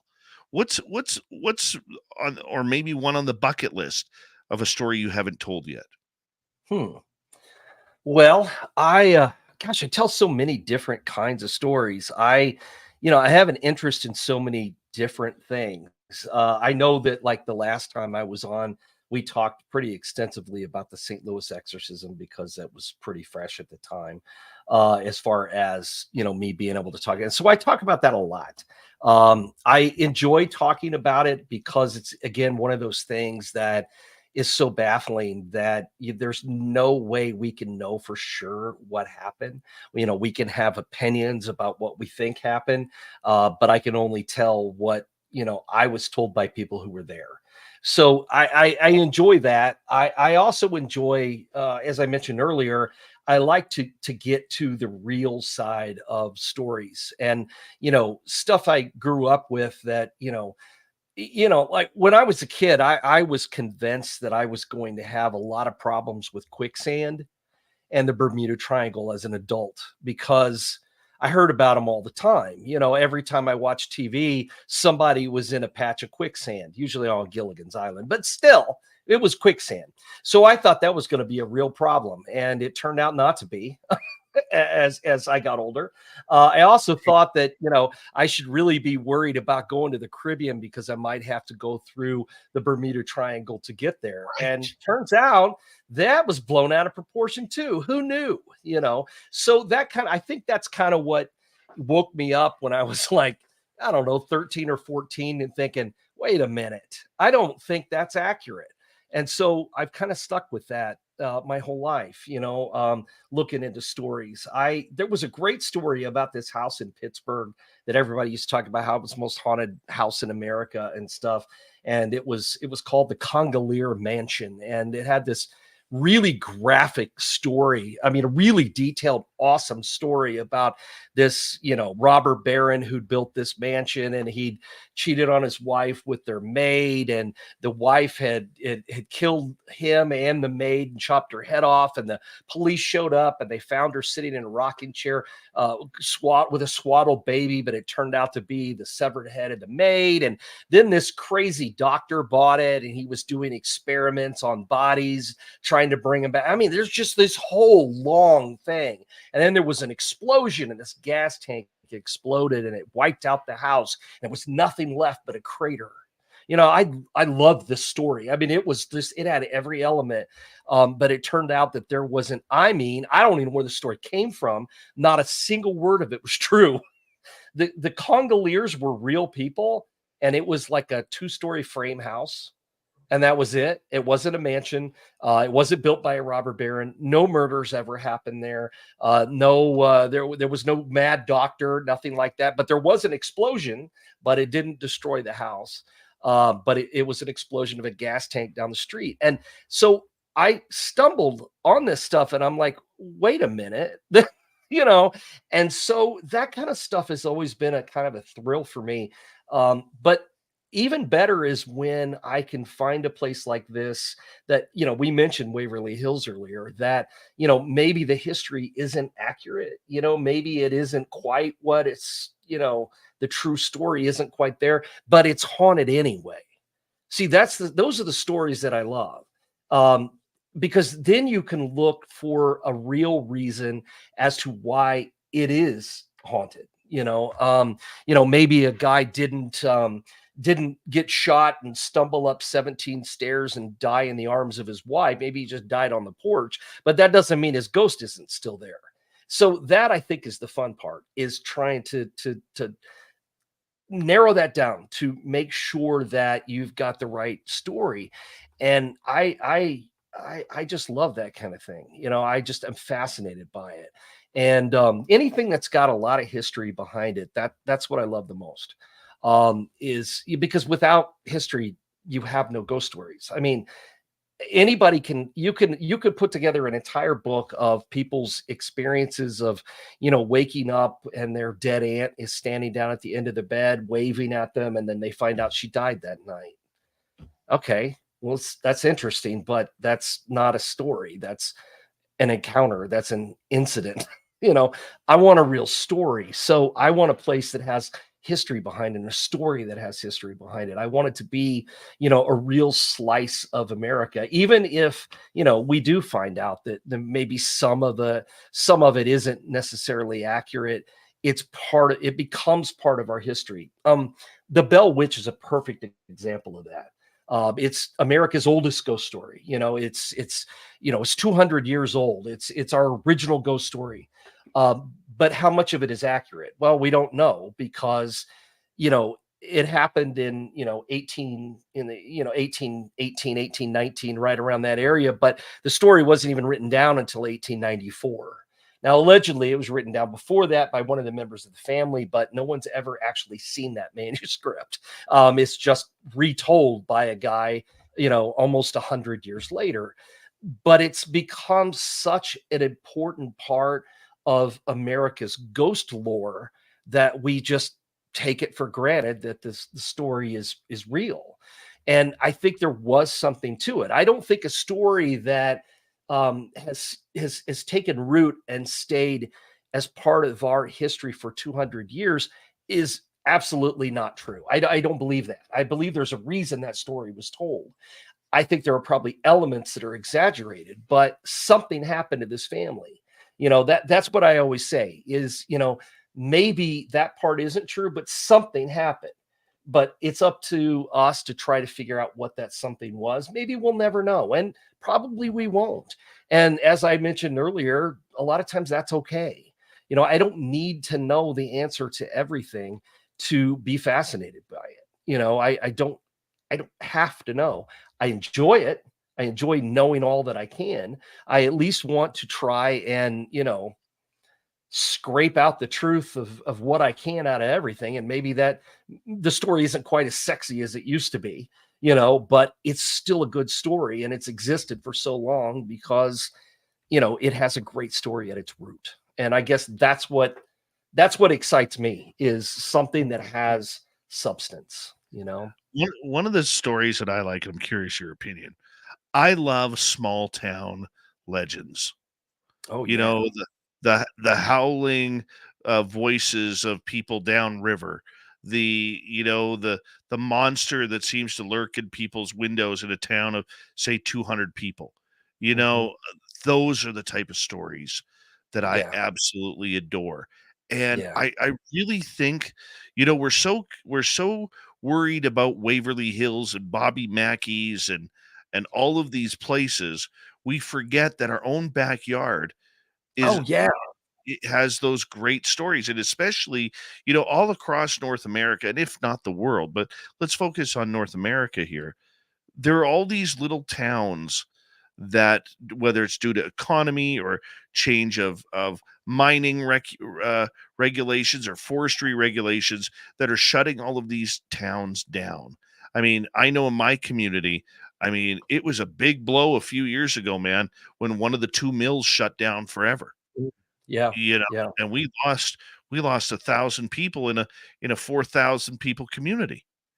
Yeah, And yeah. Well, yeah, absolutely. I grew up in the Midwest, so you had, we went through 100 years of all these factories and steel mills and and all this stuff, and all that stuff's gone. I mean, we did. Everything has shifted. I mean, the economy is just like it did years before when the entire country was farmers, and then suddenly they weren't anymore because people went to the cities, and then cities started to grow, and then the people left the cities and they went to the suburbs, but the small towns became forgotten. And then when you had, I mean, I grew up in nothing but small towns. I live in a small town now. I just, that's where I live, and we have the best ghost stories because they're the ones that are untapped. They're the ones that nobody's touched, and that, people ask me, oh, what do you know about this certain town? And I'm like, oh, wow, do you live there? Yeah. Well, you would know better than I would because you're there. So it's easy to find out about your own town. I mean, dude, that's how I got started.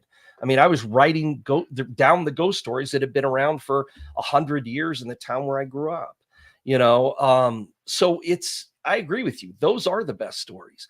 They're the ones that get me excited, and it doesn't take much to get to the root of a lot of those stories. And there's great history there to be told.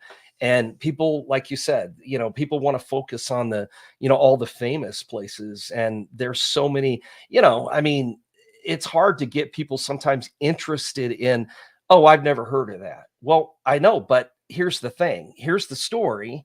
And don't you want to go somewhere that hasn't been overrun by TV shows and everybody who's ever done a ghost hunt? Don't you want to go someplace new? And I think people are starting to wake up to that. They really are. I think that is, something that people are realizing. It's a good place to find this stuff. So I agree with you. I'm totally on board with that. yeah, I think that there are so many of these little stories that have haunted communities for years, decades, centuries even. Yeah. Yeah. That are just not being told. And I just wish there was the creativity and the budget of these television shows to actually do something about that, Oh, rather yeah. than the same place all the time.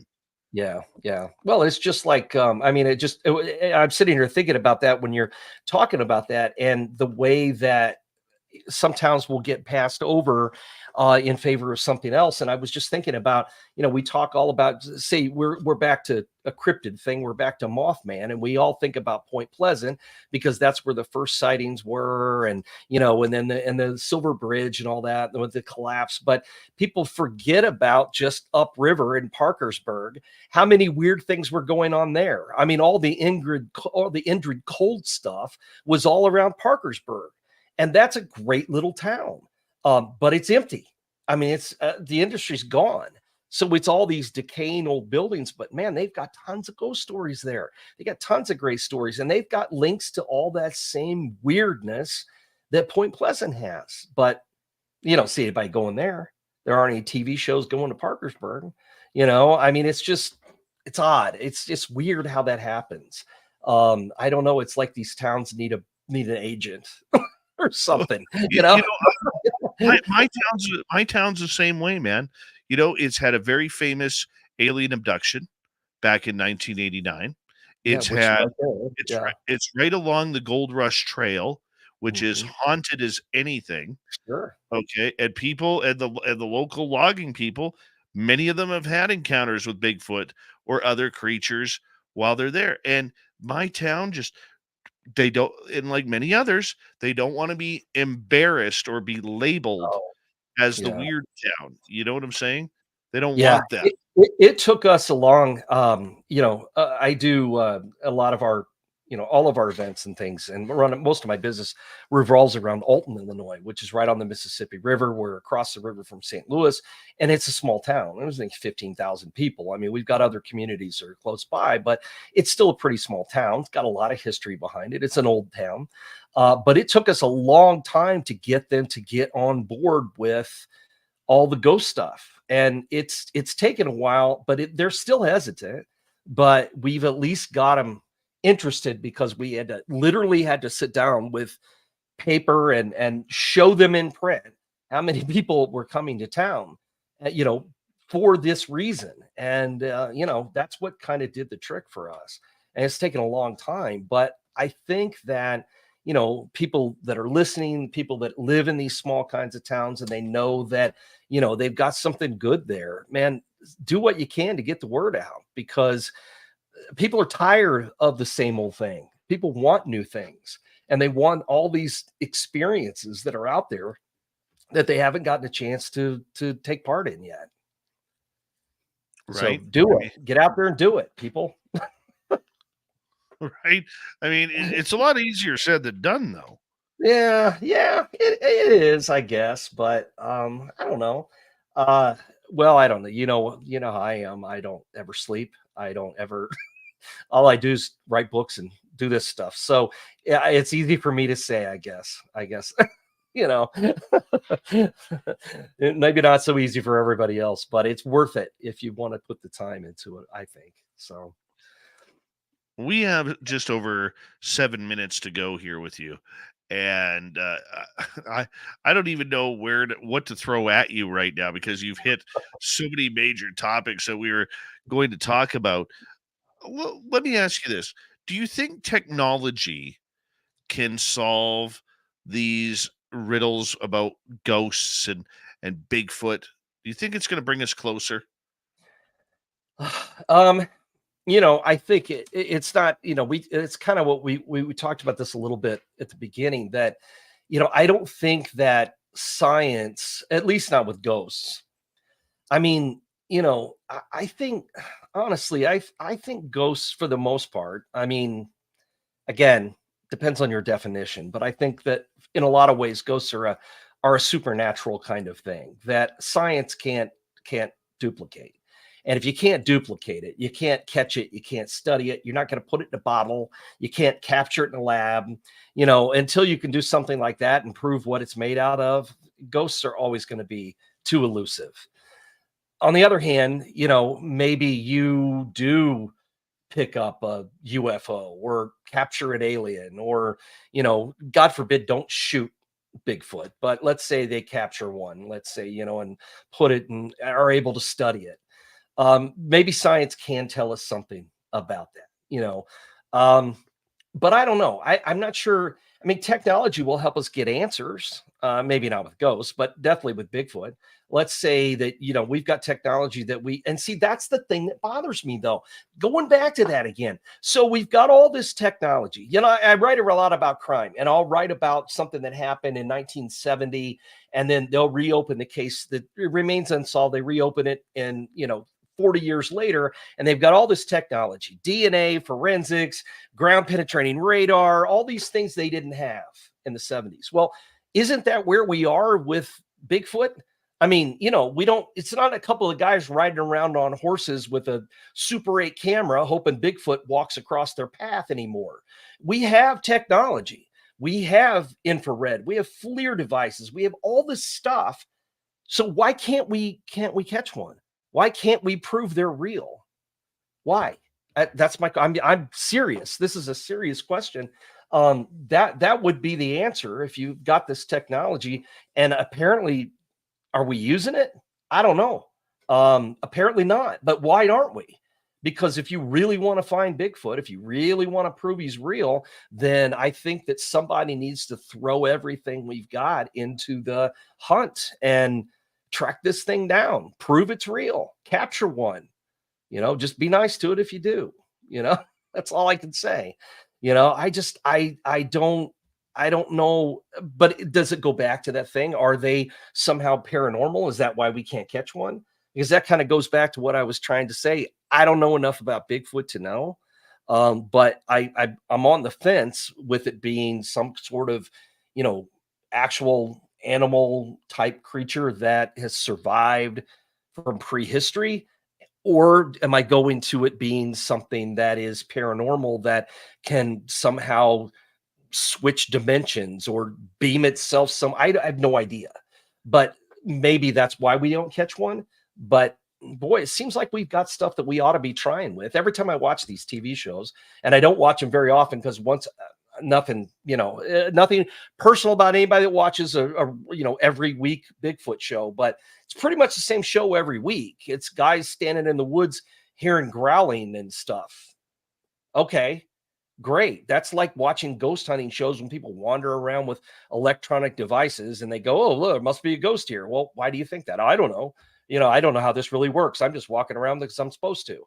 That's pretty much what it boils down to. And I'm standing out in the woods and I'm hearing grunting, and it may be Bigfoot, or it could be, a hillbilly from down the road, or it could be, we don't know, because we're not bothering to try and catch it. We're just trying to make good TV. So my question is that why aren't we using all the technology that we have? That would get somewhere. Again, not with ghosts, but I think it would with Bigfoot. Am I completely wrong, or? No, I don't know. I'm looking at this as a guy who knows nothing about Bigfoot. So, this is my thing right here. I don't know, but it seems like we should be doing whatever if we're serious. Have you ever had a cryptid sighting? I saw, I'm not positive, but I think I saw a black, I hate to say panther because they're not, that's a weird word, but some sort of black cat-like creature that was very large in the woods that shouldn't have been in the middle of Illinois. I'm positive that's what it was, but I couldn't swear to it because it happened so fast. So I don't know. I've never seen a Bigfoot. I've never seen footprints anywhere, anything like that. I've talked to people who say they have, who've been out to these places, who've gone to places that have activity, and they think they're sure there's Bigfoot around. Somebody's out there throwing rocks or something. But again, that's it's like watching these guys at Oak Island or something. It just blow the damn island up.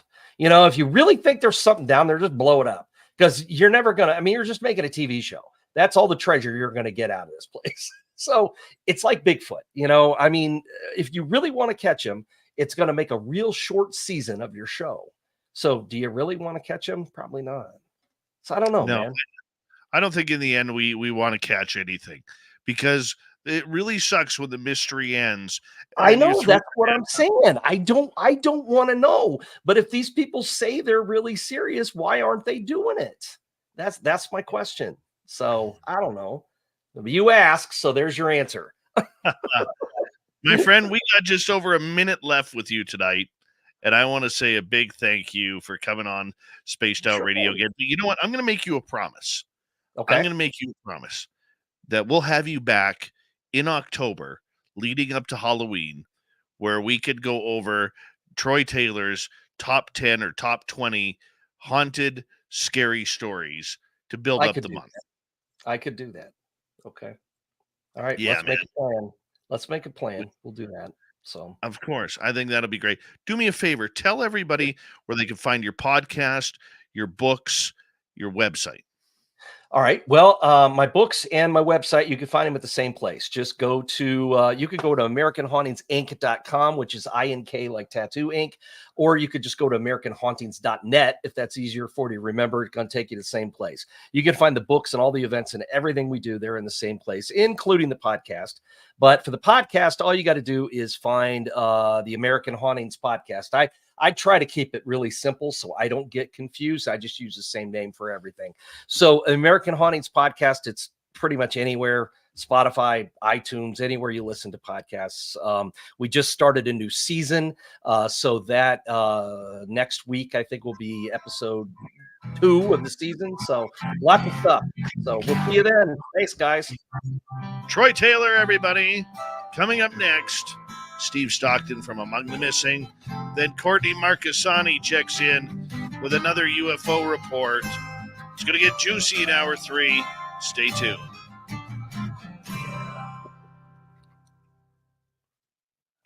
My man, that was awesome. Thanks, Just man. awesome. It was fun. Yeah, this was fun. So glad to do it. We'll do it again. Sure thing. I'm happy to. We'll talk to you in October. All right, buddy. Take care. You too. We'll see you Much guys. love. Take care. Bye-bye. Troy Taylor, everybody. How awesome is he? Courtney's hair looks fantastic tonight.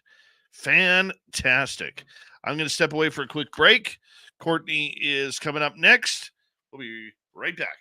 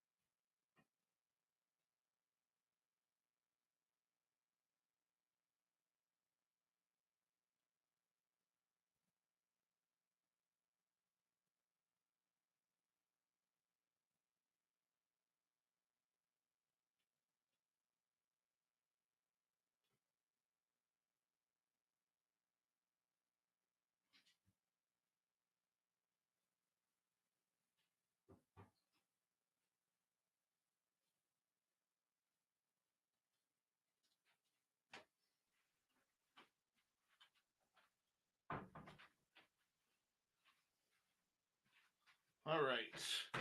I am back. Reminder to all of you that you can get your Spaced Out Radio tickets for our third annual fan party in Reno, Nevada, May 10th through 12th. You have until April 10th to get your tickets. April 10th. Info at spacedoutradio.com. Info at spacedoutradio.com. We want to see all of you there. Make sure you book your tickets. And we got a great lineup of people who are coming. Courtney's going to be there. So is our SOR team. Who else is going to be there? Well, Jim Goodall, Science Bob, Les Velez, Carter Bouchard, Lorian Fenton, Melinda Leslie, just to name a few. Yeah, come hang out with us. We got a great weekend planned. It's all for you guys. So if you guys want to take Jim Goodall and have dinner with him, or Science Bob for breakfast in his overalls, that's what you do. That's why we do it. All right. We want to see all of you there. Info at spacedoutradio.com. Info at spacedoutradio.com. We're holding it at the Silver Legacy Casino and Resort. And I'm looking forward to it. I got to go renew my passport. I've canceled my old one because I can't find it. So I'm going to get that done here this week. And I will see you all there. So make sure you come on out. We want to see you there. Thank you to T-Bone with a hat trick, Major Lee, and Susan for the great super chats tonight. Very much appreciate the love and support. And don't forget, you can shop at spacedoutradio.com. We got great swag there. Nothing ugly, people.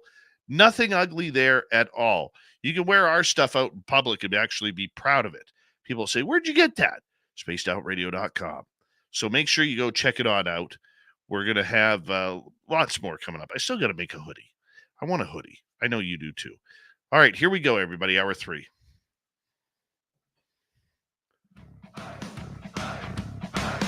Would you like to connect with us? Head to spacedoutradio.com for all your latest show info.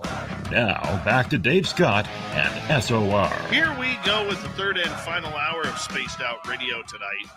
My name is Dave Scott. Very much appreciate earning your listening ears wherever you are on this beautiful planet we call Earth. Hi to everyone listening in on our terrestrial affiliates around North America, digitally on Odyssey Radio, TalkStream Live, and KPNL. All of our archives are free. Join us at youtube.com/Spaced Out Radio. Do old Davey the favor, hit that subscribe button. The Desert Clam has set the password for tonight in the SOR Space Travelers Club, Tractor. Tractor is your password. Use it wisely, Space Travelers, as the Clam sets the password each and every night right here on Spaced Out Radio. Our website, spacedoutradio.com. We have a plethora of features for you. Rock out to Bumblefoot, read the news wire, check out our swag as well. Follow us on Twitter at Spaced Out Radio, Instagram at Spaced Out Radio Show, and on Patreon in the Space Travelers Club. Here we go with Steve Stockton from Among the Missing and another creepy story. Hello, friends. Welcome to Among the Missing YouTube channel on Spaced Out Radio. I'm Steve Stockton, and I'm about to take you on an unbelievable journey of people just like you. Their stories and encounters will haunt us on Among the Missing.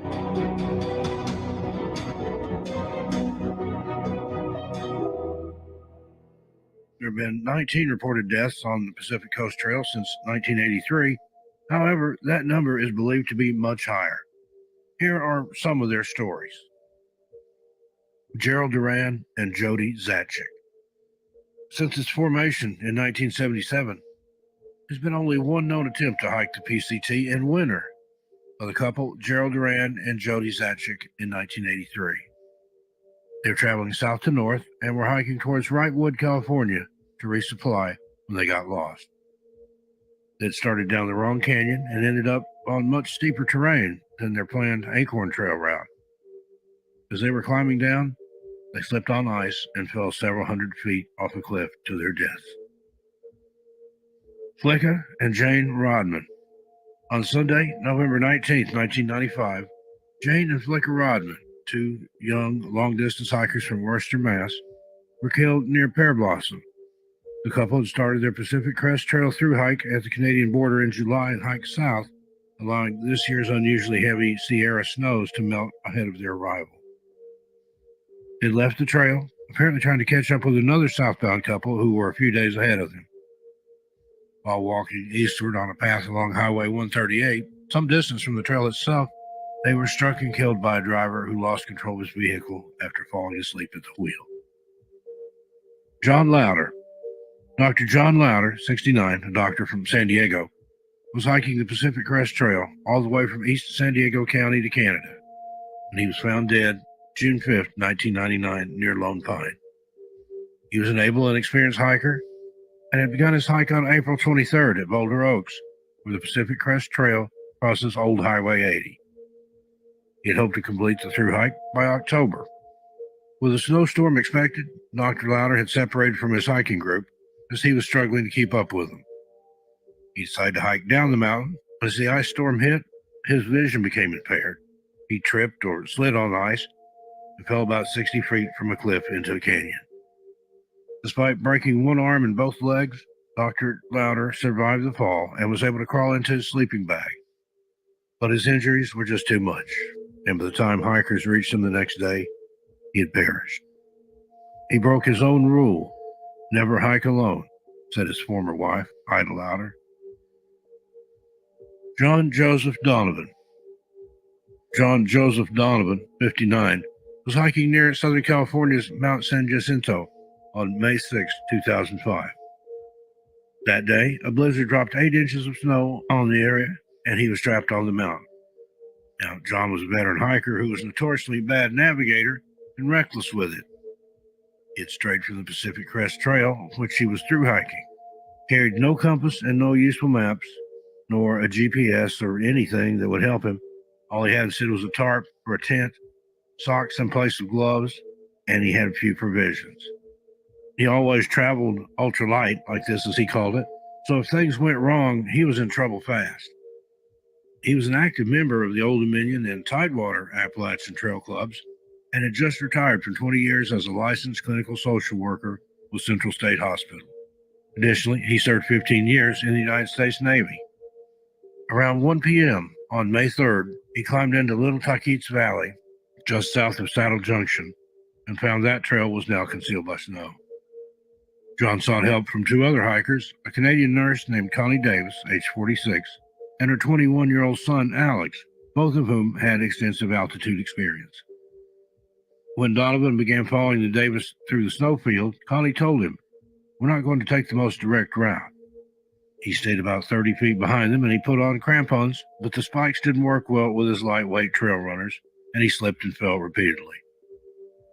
Eventually, Connie and Alex followed a small creek uphill and turned northwest roughly half a mile south of Saddle Junction. "That's where we saw him last," Connie Davis wrote later in a letter to the PCT community.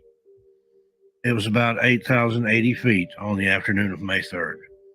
That was the last time Donovan was seen alive. 12 days passed before anyone realized he was missing. Many hikers believe that Donovan headed toward Fuller Ridge and then froze to death in the blizzard on San Jacinto's west side near Saddle Junction. Thank you, Steve Stockton from Among the Missing, for another creepy story. You can find more just like that on his YouTube channel, youtube.com/Among the Missing. Make sure you hit subscribe and ring that bell. All right, from the missing to the mysterious. Let's go UFO hunting. Here's Courtney Marcassani. Nobody's gonna know. They're gonna know.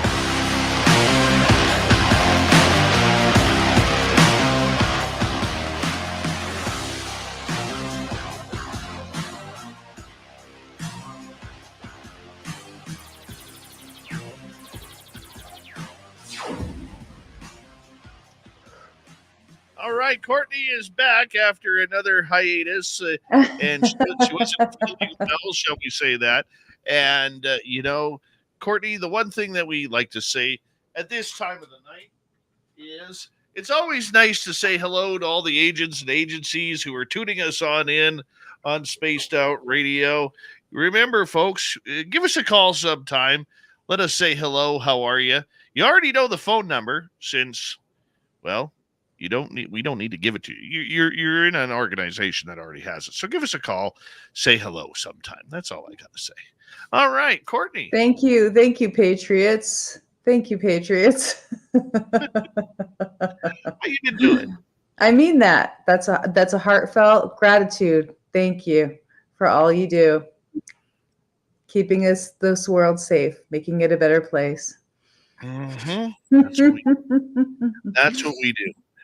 UFO world has been awfully quiet lately, too quiet almost. Is this a calm before the storm? Really? You think so? You think that it's been quiet? I mean, how about Lou being in Washington, D.C. and having a meeting and talking about coordinating with David Grush? I mean, that broke today.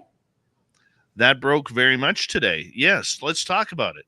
So Lou Elizondo has been pretty silent over the last year and a bit after he gave his media tour, and he said he was going quiet, and yet here he is back in the thick of things. Well, I think that he's been so quiet because he's worked on a media project, a really big media project. And I know that that's dictating a lot of his time and energy from what I've heard. What was he doing in Washington, D.C.? Do we know? I mean, I don't know. I heard about it like, everybody else did. I tried to reach out to him and say, hey, I'd like to connect with you. I didn't hear back from him because I thought he might be in DC at the same time that I was. So I was trying to coordinate with him. But I don't know exactly when he arrived, but it was obviously pretty close. I just missed him. I think that he was having a special meeting in order to discuss David Grush specifically in his testimony with this other congressman who wasn't in the hearing. He wasn't a congressman that was at the hearing. So I think he's trying to work different angles and get different people to be, captive audience to get witness testimony to them. So I don't know what more was discussed. I'm sure it will all come out, but it sounds like he provided evidence to this congressman. So that's pretty big deal. Well, it's good to see him active again because a lot of people have been wondering, where's Lou? For a long time, people wondered, who's Lou? But now it's been like, where is Lou? Almost impossible to find where's Waldo is just as impossible finding Lou Elizondo. But here he has been working behind the scenes and everything, and I know he's a big supporter of David Grush and Grush's testimony. Do you think in 2024 we're going to see Lou take to the stand as a whistleblower or as someone of knowledge, or do you think that part's past him and he's working on other UFO projects?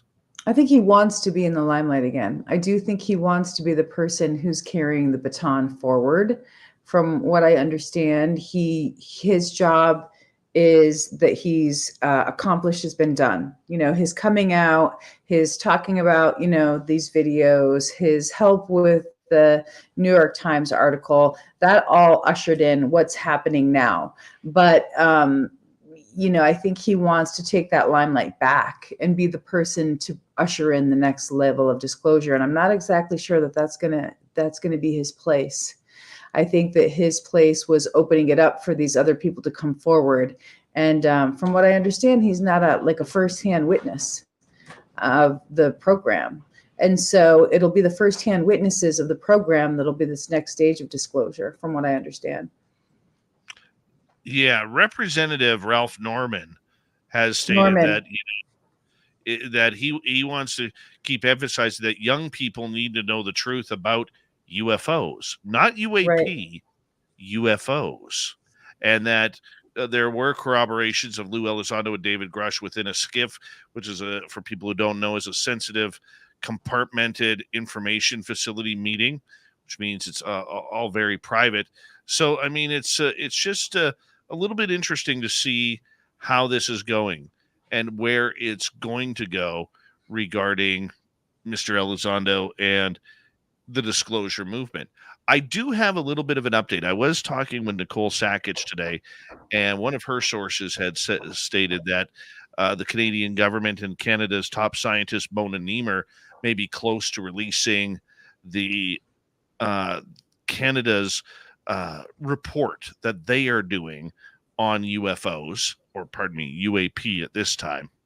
And I was talking to a couple of inside sources within the Canadian government today, and Nicole also had it confirmed as well. That report is still months away, probably looking at the end of summertime when Canada will release their UFO report. So, Courtney, it is nice to know that there are other countries, including mine of Canada, where they're going to be releasing some sort of information on what's going on. Yeah, the chief of staff for your science advisor, Luc Gaudier, says as of today that the report will be due by the end of summer. So he gave a very specific timeline there. So it's a little ways out, but I think I told you at the Soul Symposium, one of your big representatives was there, Larry McGuire, and he talked about his breakthrough with your science advisor, your chief science advisor, that one of the things that they were working on for the longest time, McGuire staffers, was to get confirmation that the science advisor had any information or knew about UAPs, and they finally found out that he did. So I think there's actually some big stuff shaking loose in Canada right now, and so it is good news. The other thing that came out today, I saw Luna from Florida. She was a freshman in Congress last year. She was obviously a big player on the hearing. She's in the House Oversight Committee. She was also with Matt Gaetz when they went down to the Air Force Base down there in Florida. Remember when they had Matt Gaetz come on and talk to a whistleblower, and he actually gave information in the hearing about these UFOs showing up around, I think is it Eldridge? I can't remember the name of the Air Force Base in Florida, but she came out today and said that they went down to get information from the base, and she had a man in black show up at her meeting with Matt Gaetz. And so that's another thing that's come out recently, just today, that she said that, he said that they didn't have access or they didn't have security clearance in order to get the information that they wanted. And she said that he thought that he was all that, and then he skedaddled. And so that came out today in a soundbite, which I thought was also interesting, that there was some obfuscation there of their investigation. And so I thought it was also interesting that Luna said, how dare he essentially say that we don't have access? And it's like, lady, you like, this has been going on for a really long time. Like, to expect to have access on your first go around is definitely a freshman move. But she seems like she's getting educated on the system and the skiffs, because she was able to be in the skiff with Grush when he, I don't know if it was Grush, it was Mannheim. It was Mannheim, just last month, who came and gave them some testimony about Grush. So I think there is a lot actually happening. It is maybe the calm before the storm, but there is definitely things happening and shaking loose right now. There's a lot of skepticism from what I'm feeling in the community about disclosure. Just more of the same. That's kind of what I'm feeling from people. This is just more of the same. But I'm not sure that it is. I think we're going to see some traction here this year. Are we going to see more obfuscation? I love that word, by the way, obfuscation, in regards to this subject, because there are so many people who do not want this subject coming out. Is that war and that battle going to continue in your mind? I think definitely on NHI. I think definitely there's going to be obfuscation on NHI. You rarely hear about it. You don't hear about the beings. You don't hear about Area 51. We're not hearing whistleblower testimony. You and I obviously have, because we have a source that gave us information about, some facts around whistleblower testimony about NHI. That hasn't come out yet. We're looking forward to James Fox's movie. We're looking forward to Lou's movie, but these things aren't going to come out until the end of the year. I don't even know if Lou's movie is going to be coming out this year, but they're huge projects, and they're supposed to elevate this whole conversation in Washington, D.C. and get more information out. But it is a waiting game. So yeah, I do think there's going to be more obfuscation. I did also hear today this is a fringe thing, but I did hear that there's going to be a congressional crackdown on leakers, the people who leaked the videos out of the DOD, that there's a congressional crackdown happening right now against the people who supposedly leaked those out. I tried to check with a couple other sources, and they said they hadn't heard that. But one of the whistleblowers did say, yeah, they're going to do a crackdown on the leaks. They want to find out who the leakers are. So that could be some blowback from people who didn't have proper access or chain of custody releasing the Tic Tac video and the gimbal. Yeah, I'm curious to see how this is going to play out as well, because, there is, a lot of people talking behind the scenes in regards to Jeremy Corbell, how he's getting these videos, where, can these videos be trusted? What we have noticed, or what I have noticed, is that in his previous videos, the Pentagon was very quick to announce these were true videos of unidentified aerial phenomena, but recently they have not been. They're keeping silent on it, not talking about it.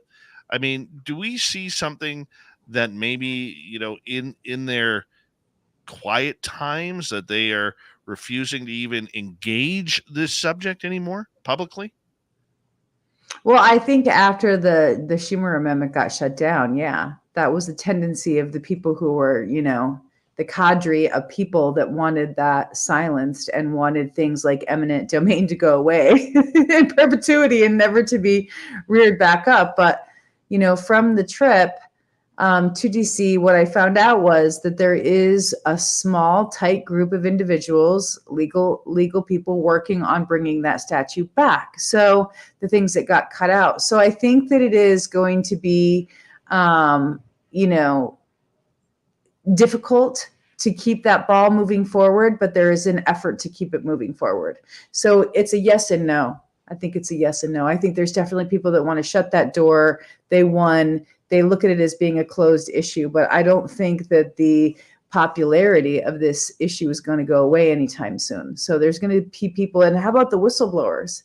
How about the 40 people that are waiting in the wings to discuss and give evidence to back up what David Grush has already said and also document the programs?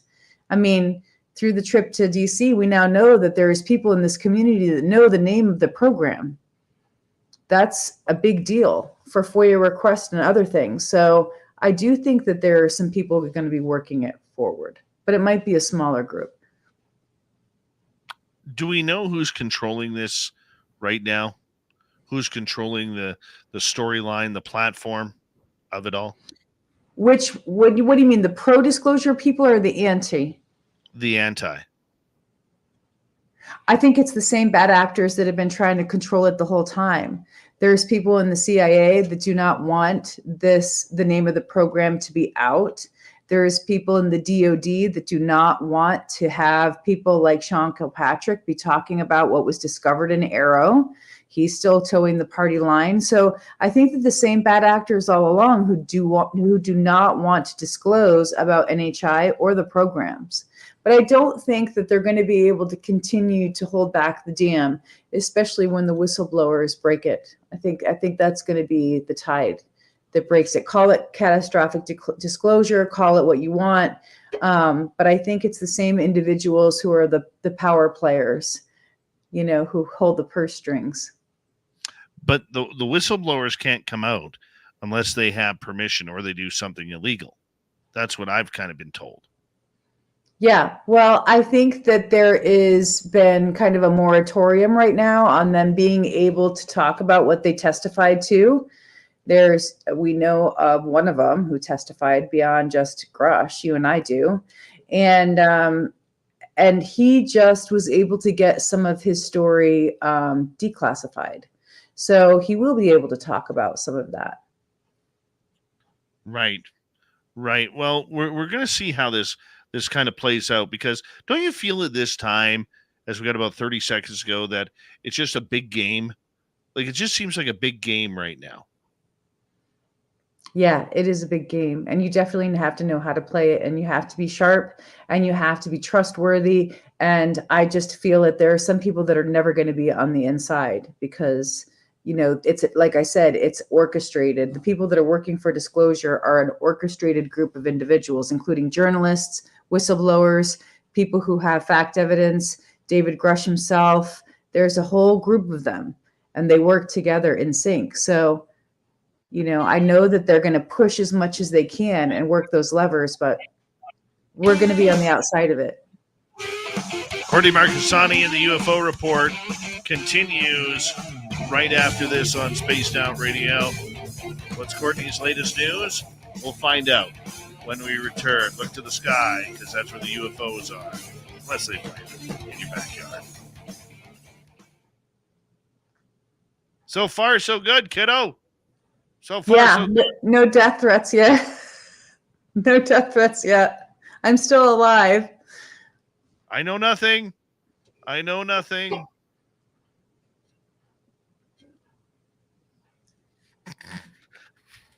Oh, my word. Oh. It turns out that SOR is a very powerful medium for getting out information into the community. So hats off to you, brother. Oh no. That's I'm giving you credit for that one. Well, we got pretty far, you and I think it's quite fascinating and pretty amazing that some of the predictions that we made at the beginning of this have come true. It's pretty wild. It's been a wild ride, I'll say that, but we've accomplished a lot so far in a very little time. We're a good team. Yeah, we are. How about the A10 folks? How did they get your phone number? How did they get your information? Did you ever ask that? How they were able to contact you? Yeah, absolutely. Yeah.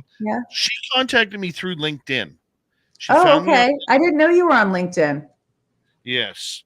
And she found me on LinkedIn, sent me a message saying that she was representing MUFON. Mm-hmm. Did she threaten you with any kind of legal action? No, she did not.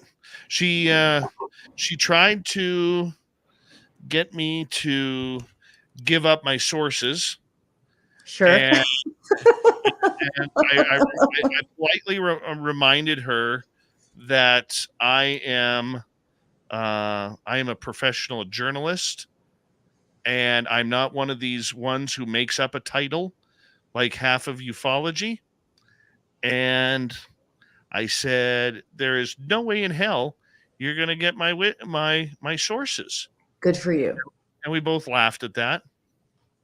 And yeah, because I actually had a couple of my sources.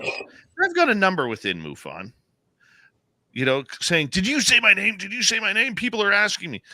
And I said to this one person, I said, no, you ain't going to hear it from me, man. Nobody's hearing it from me. Well, you definitely broke it. I had questions in other groups because people didn't know anything. And they were like, what, is this true? Is it true? And so I confirmed that it was true, not just from you, and seeing that you broke it on SOR, but I had a couple other people that confirmed there was a hack. Yeah. It was actually a lot worse than a hack. And so they were minimizing, MUFON was minimizing a lot of it. Absolutely they were. Absolutely they were. Yeah. And, but you know what? To their credit, that's what they have to do. Yeah. Yeah. Well, you start to see how the game is played, once you get a good, story or whatever, you start to see how you get approached and pretty much like handled, you could just say they handle you, The funny part about it was, and I guess I could say this publicly. Hold on, I'm trying to remember my conversation, whether I said I could talk about it or not, because that's only fair. Yeah, we want to be fair. I can't say the full story, but let's just say that the lawyer that contacted me was a part of A10 Associates, not a part of MUFON. Okay, there you go. That's what I thought. I thought when I heard you talk about this, you were saying that it was an A10 rep. Yes. Who was, A10 affiliated with MUFON. A10 is a promotions group and a lobbyist group in Washington, D.C. Their head, I forget her name, brilliant woman who started this company. She is now on the board of directors of MUFON. Dizzy F and Reed, I'm going to try. You got to realize with MUFON, they got a bunch of old birds in their board of directors who believe that if we don't talk about things, it never happened. So you go back to Bigelow, you go back to John Ventry, you go back to Jan Harzan's situation, and now this. If it doesn't happen, we don't talk about it. That's been MUFON's motto for decades. Oh, yeah, they've been embroiled in scandal before. Yeah, hold on one second here, Courtney. Let's return right now.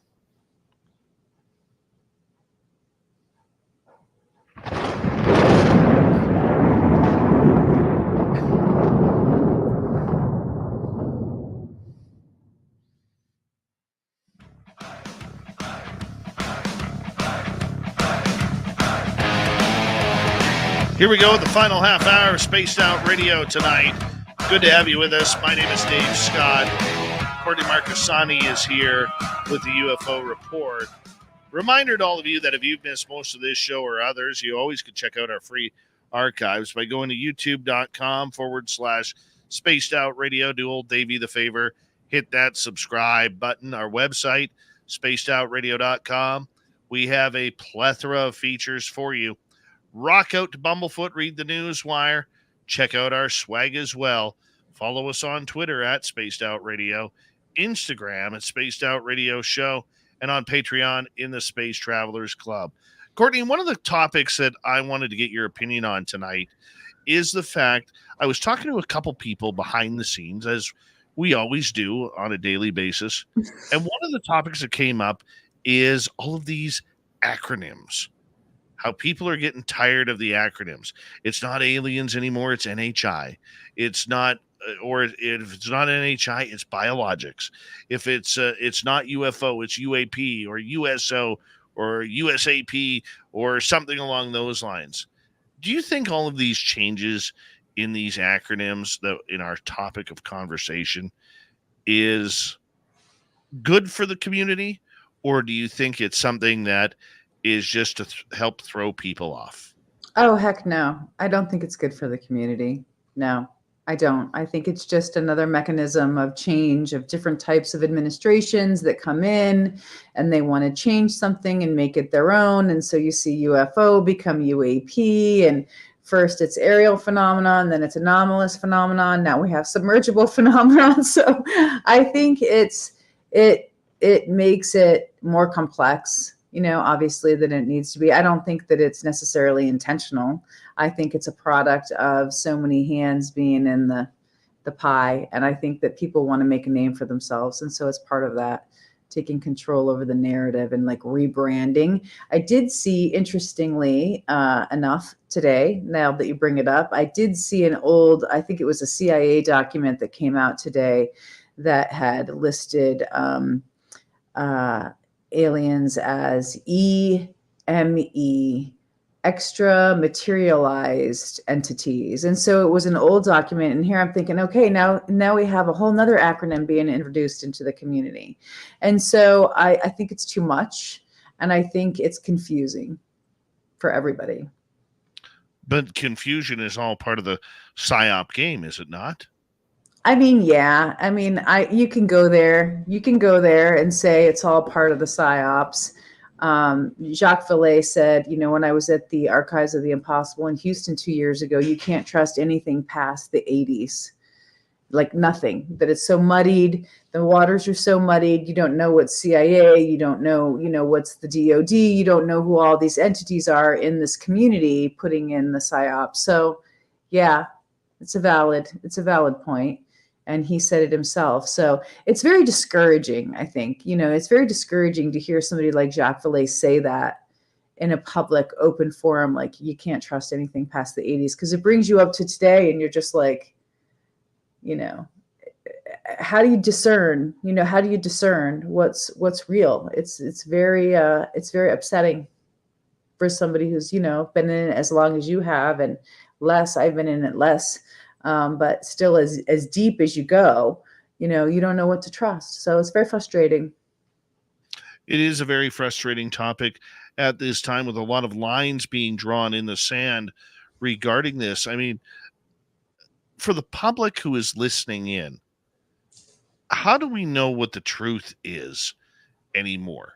Because there's so many different stories, and you go online, there's people saying, well, don't trust Elizondo, and other people are saying, well, don't trust the Pentagon, don't trust John Greenwald and his FOIA request, don't trust Grant Cameron, don't trust this person, don't trust that person.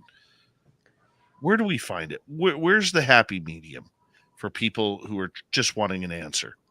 First of all, who says don't trust Grant Cameron? Like, point me to their house. Like, show me where they are and I will turn them around. I think it comes at a great cost, where you have to spend inordinate amounts of time going into the research and looking at the documents. I mean, the MJ12 documents are a whole field of research on their own. And the name that I was trying to think of the other night, just for folks who are fact checking me, was Robert Wood. I thought of it when I was driving in my car. But he went and did all that research for us to show what seals they are, what they look like. And so you can trust somebody like him who goes through that whole catalog of documents and tells us what's real or not. But I wouldn't trust anybody new coming on the scene right now who hasn't done that work and been fully vetted through people in the community and been fact checked themselves. So I think that's the conundrum, is you really have to put your time in and pay your dues. It's like any other field, you have to pay your dues to get the respect and to have people trust you. Otherwise, I wouldn't. No, I can totally understand with what you're saying there. I mean, but the public has a lot of questions. They really do. They want to know, number one, what happened to them, and number two, why is it so hard for people out there to bring these answers forward? I mean, it's gone from a tinfoil game to a political game, and a lot of people, including ourselves, get confused about where the information is coming from. I mean, right now, it really is a time where we got to check, double check, then recheck any type of information that is coming out. Well, you know how to look for patterns because you know how disinformation works. And so you have to really understand that. You have to learn first, like the whole meta part of that, of like disinformation being put on the community in order to throw people off the track. And that's like one of the biggest divisions in the community. And Grant always says himself, like, people in this community have a tendency to cannibalize, other people in their work when they don't hold up. It's kind of like the self-weeding garden. If there's people out there putting out garbage, they're going to get uncovered. So I think some product of that happens organically in this community, just because people tend to police one another and what they're saying. And you see that right now happening between Gary Nolan and Diana Pasulka, where there's this discrepancy. And there's a huge fight happening right now and a lot of backbiting, but it does tend to suss out, right, the story or the truth for people. But it's vicious, and so it's not an easy thing. So I wouldn't welcome anybody in this community right now that doesn't have their chops already cut, because it is vicious. And if you don't have your own community of your own friends that you can rely on, it can be very damaging emotionally as well. So it's not an easy process. I wouldn't recommend it to anybody, quite frankly. I really wouldn't. It's dangerous. It's not an easy path to tread. And that's not only for the people who are trying to find information, it's the people who are talking to those who are giving information. And those people, like the whistleblowers or ex-CIA members or NSA, NRO, whoever it may be, whatever alphabet agency you want, it's a matter of learning how dark this subject gets, with phones being tapped and video calls and computers being hacked and many other things that go along with it. I mean, I got asked today by someone, have you been followed? Have you had anything weird, strange happen lately? And, I mean, the polite answer is yes, but it hasn't been like I haven't been followed or anything like that. But it goes a lot darker than what people can only imagine. If I would have given up the name of the program when I came back that first night, I have every reason to believe that the program would have been cut off. At least my feed would have been cut off. I'm real sure of it. Like if I would have been close to saying what the name of the actual program was, I'm pretty sure I would have gotten kicked off the air. So, there are certain things you just, you can't say. You have to be really careful about what you do and what you say in front of other people and on your phone calls. I don't appreciate it, but everybody knows now that we're being monitored. There's no doubt about it. Yes, and we say hello to all those agents once again for hanging on out with us, and join us in the chat room. Come say hello, and well, the crazy thing is, I did some pretty wild tradecraft on my trip in Washington D.C., and I sussed out some of the players. I actually was able to suss out who they were, and I'll tell you what, people were really upset about that.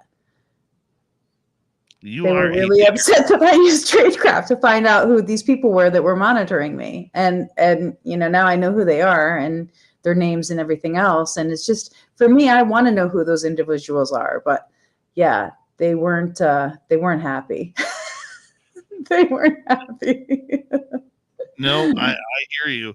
I hear you that they aren't happy. Some of them aren't happy. Some of them, Lord knows, my signal blew up while you were out of town.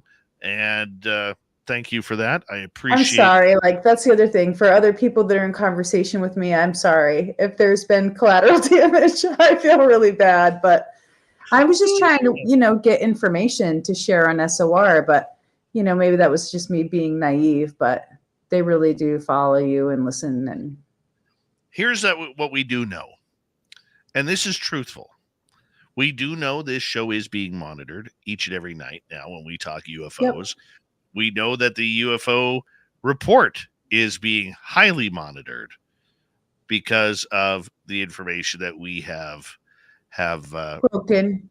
We've broken. We broke some information months in advance already before when it was going to come out in movies and media and film projects and through, and through other streams. And so because of that, you get the reach out and, the call to say, hey, we want to work with you. But once you start getting into the middle of that, like you said, bringing all this up, it's like, it is hard to know what to trust. So you have to check. I mean, I just keep trying to check everything with everybody about these various facts to find out if anybody else has the same facts, to find out if things are true or not, or if it's disinformation. It's tricky. I had to laugh, and this is a funny story I wanted to share with you, the audience. That's why I've been holding back on. So when I went in last week, and I was having a conversation. One of the things I do when I'm going to my daytime job is, first thing I do in the morning is I always call my dad to see how he's doing. And the funny part, I was like, hey, Dad, you're not going to believe what happened to me this weekend. I didn't tell him what it was about because he doesn't understand, because he doesn't really like this stuff. So, he doesn't really pay attention. So, yeah, Dad, I said, my phone blew up with a bunch of CIA agents. What? And he's like, well, what the hell do they want with you? What did you do? I said, Dad, you wouldn't believe it if I told you. Guilt by association. Guilt by association. I didn't do anything. And all of a sudden, he's like, my dad's a very potty mouth guy when he gets angry. and he's like, tell them to pay them MFers to pay you. I like your dad already. They don't want you talking. You tell them to pay you. I said, Dad, that's not how the game of journalism works. He said, I don't care. You've been working at this long and hard enough. It's time for you to get some financial results out of this. You tell them He to really pay. wants you to see that return on investment. Yeah, exactly. I'm like, yeah, Dad, I don't need. I said, Dad, I would like to continue to be able to cross the border. You know what I'm saying? Yeah, I heard about the passport. I'm really sorry to hear about your passport. Yeah, that's okay. That's okay. I got it canceled, dealing with it this week, pardon me. And I just thought that was funny because he was all worked up. You tell them MFers, and I'm like, come on, Dad. Like, Yeah, I like your dad. Dad, I like Dad, his you I like couldn't his tell. approach. I'm like, Dad, you couldn't tell a UFO from a Volkswagen Beetle. Okay. You couldn't. Oh, I was going to say something, but I just had to filter it. I was going to say something about Johnny Alexander, but I won't. I'm not going to say it. Another time. Maybe in Reno. Yeah. Well, we'll see what kind of agents and agencies show up. And by the way, any agents and agencies showing up to our Reno event, okay, you do still have to buy tickets. Okay. Put it on And Uncle a round of drinks. That too. But I'm telling you, you are going to look great walking into your office on that Monday morning or Tuesday morning with your new Spaced Out Radio special T-shirt that you will be getting from us for getting that VIP package. Yeah. So that'll look good. And by the way, CIA and NSA agents, I want a picture of that if you do come to the fan party. I do want a picture of that if you come to the fan party and buy a VIP ticket, because you get a shirt, a good T-shirt, not a wimpy thin one. Yeah, who wouldn't want the SOR shirt? You show up, exactly. You take home the shirt. I want a picture from one of them agents standing in front of Langley headquarters in Langley with a nice Spaced Out Radio shirt on. I don't think that's too much to ask. We're following the rules. Support the cause. Support the cause, brethren. Exactly. And like T-Bone says in the chat room, we have no ugly swag, CIA. I saw that. I saw that. Put that there needs to be a jingle. There needs to be a jingle. No ugly swag. Yeah. Oh, that he said wag there. He misspelled that, but that's okay. 5 minutes to go here. What are we missing? What haven't we touched on this week that you've been learning? Oh, there's so much. There's so much we haven't touched on. We'll have to cover it in future talks this week. There's so much we haven't touched on. I mean, there's just a huge amount that we need to be talking about on SOR. I mean, I think the biggest thing is NHI, the latest moniker for the beings, not to take our eye off the ball with the NHI narrative and what's going to happen with that. Very true. Very true. And I think that's the next step is we're getting into aliens. Call them non-human intelligence. Call them what you want. Around here, we got them aliens. Aliens all over the place. Aliens. I'm sticking with aliens. How about the beings, I mean, and there's different types from what I understand. There's different groups. There's a whole group of individuals that work together, of beings. There's a whole history here that's going to come back to light with the whistleblower's testimony. So it's going to be important to stay tuned, I mean, I know people are saying, hey, we want to hear this now, but we have to also protect our sources. And, we made agreements, after we leaked, stories that were way, way far ahead of the curve. So we need to kind of take a step back and do it the right way now. And I'm committed to doing that. I want to do the right thing. Well, I mean, that's kind of what we have to do is we have to try and do the right thing. You know what I'm saying? And the right thing is trying to get that information out. And, at some point, you have to really try hard to play the game.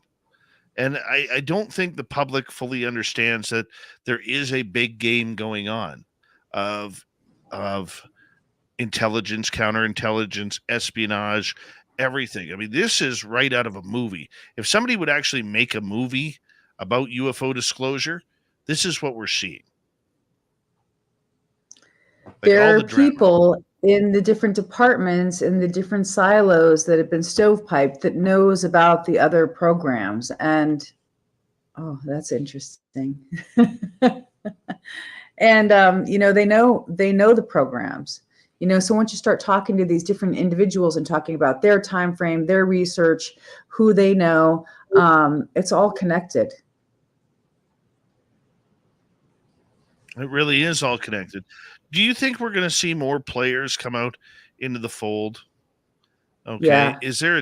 We're going to start seeing more and more people speak on this, because it really is tough to get anybody to come forward right now. There's a lot of fear out there.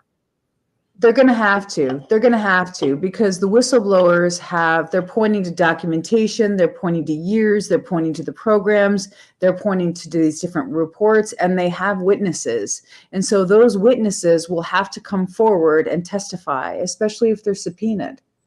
They'll have to come forward and testify that these whistleblowers are giving accurate information, that the timelines are correct, that the reports that were written, where they are, that they read them, or that they have copies of them.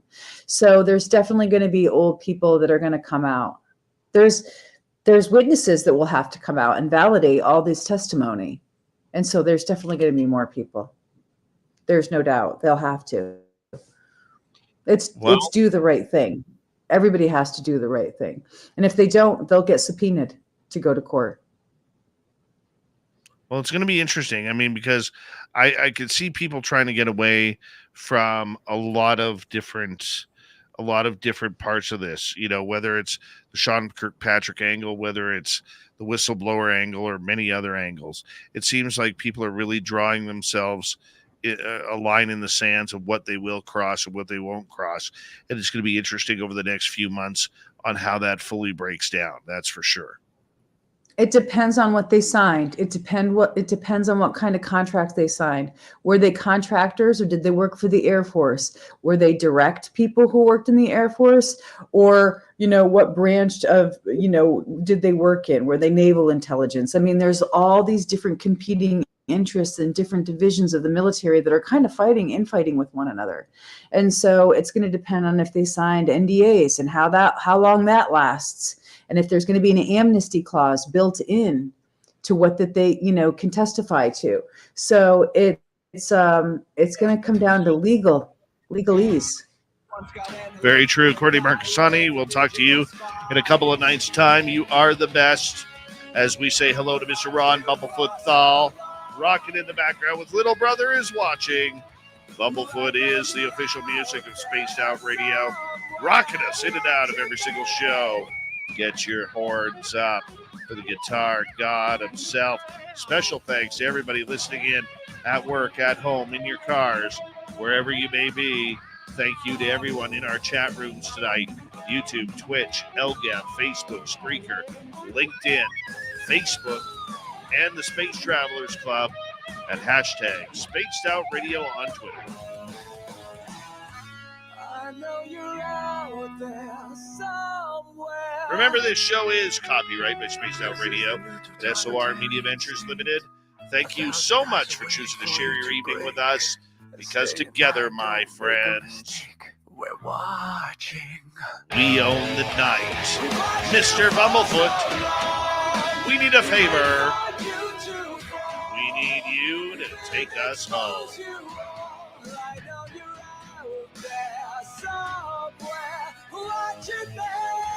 Yes, the Woo train has docked for the night. But soon, my friends, we shall ride again. Your seats are always available.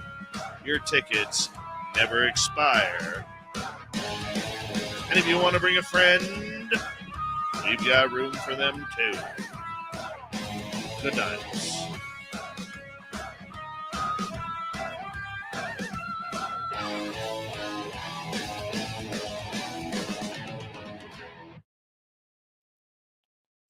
Well, that was just a fun night now, wasn't it? Just a fun night. Very You know? fun. Very fun. Yeah. What was I going to say to you? I was going to say something afterwards. And then I don't the know, but I'm intro really started. excited to meet your dad. I can't wait to meet your pops. Oh, yeah. You got to come down here. Hopefully, he'll be moved up here by the time you come down. Because we got to take you to Yeah. the weird spot. Yeah, that'll Gotta be take- fun.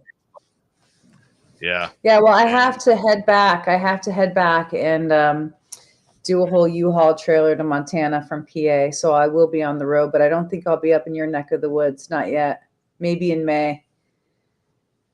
Maybe later. Well, if you're doing the U-Haul from Montana. To Pennsylvania. Yeah, I have to bring all my mom's stuff, because I just rented out her place. So I have all of her stuff that I You're need to going get from out of there. Pennsylvania to Montana. Oh, well, that Yeah. says a lot. Yeah. And then I'm going to try to get together with a couple of my friends from college and do a weekend away in Montana. So that'll be fun. That'll be good. Yes. We definitely need to cover some of the fun stuff next time. I'm hoping we're going to get to it. Well, I can see Nicole Sakic in the chat room. Just she's probably smoked about 4 packs of cigarettes during this last 45 minutes. Every time I talk to her on the phone, I'm like, "Are you smoking?" I think I hear you smoking. By the way, quick update. I am not on Martin Willis tomorrow. I've been bumped to Thursday. Thursday is when I will be coming in on that, okay? So I just want to let excuse me. Well, that's good. I didn't know you were going to be on Martin Willis. That's awesome. Yeah. Yeah, we're going to be talking acronyms. We're going to be talking about disclosure, the cover-ups from an experiencer point of view. Good. So it's going to be a lot of fun. Martin is such a class guy too. And Yeah. Yeah, he is. He does good work. Yeah, he does great work. So we're going to go there for the first time on Thursday. And Good. I'll put it on my calendar. Do you know what time it's going to be on Thursday? 5 p.m. Pacific, 8 p.m. Eastern. Okay.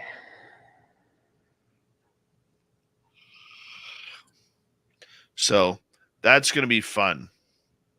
That's going to be a lot of fun. I got a lot of respect for Martin. Yeah.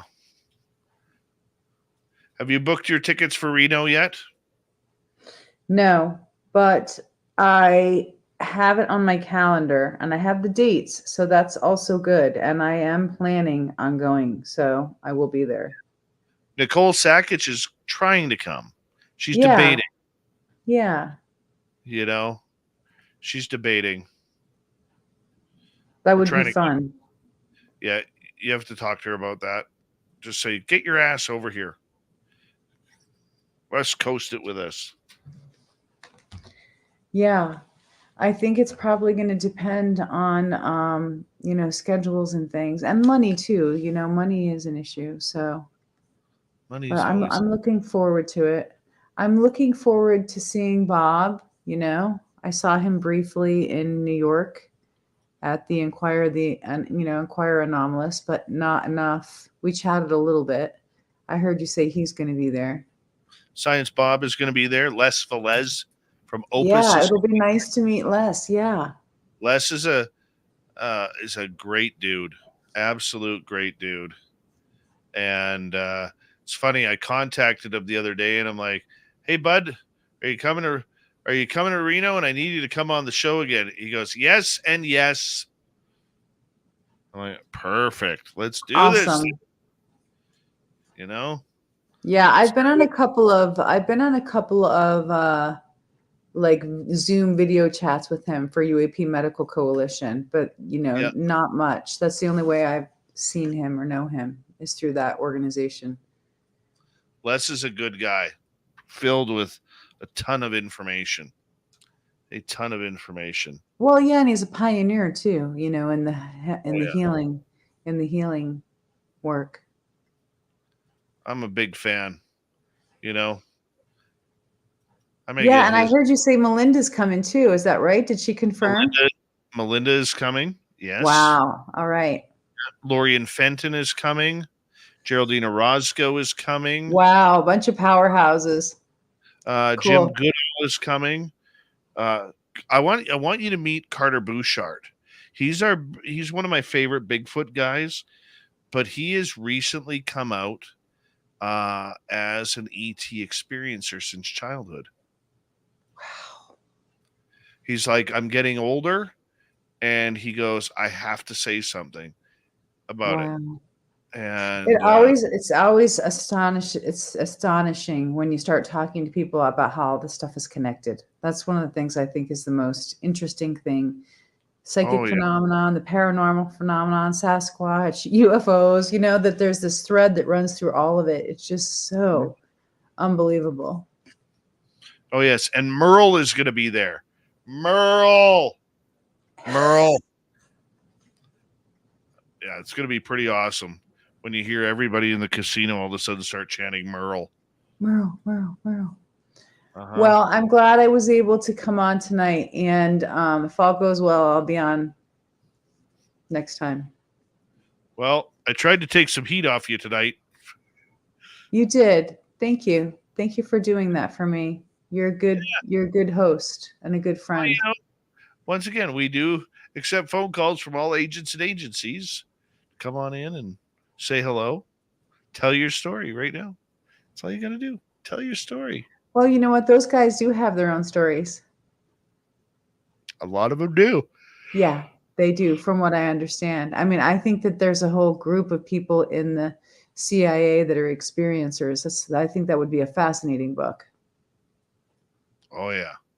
Mm-hmm. That's what I can't wait for, is see what goes on, Maybe some of them will show up in Reno. That'll be fun. Absolutely. All right. Well, I'm gonna hit the hay. I'll see you on what are we on Monday? On Wednesday. See you in 2 days. I'll see you on Wednesday. All right. See you, bud. I'm tracking. Night. Good night. Take care. Courtney Marcassani, everybody. Courtney Marcassani will be signing autographs in Reno. Line up to the left of the table, if you don't mind. To the left of the table. Mm-hmm.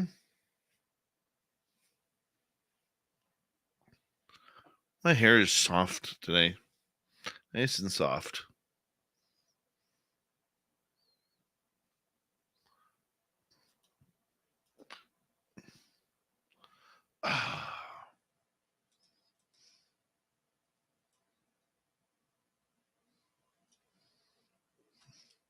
Any questions? Comments?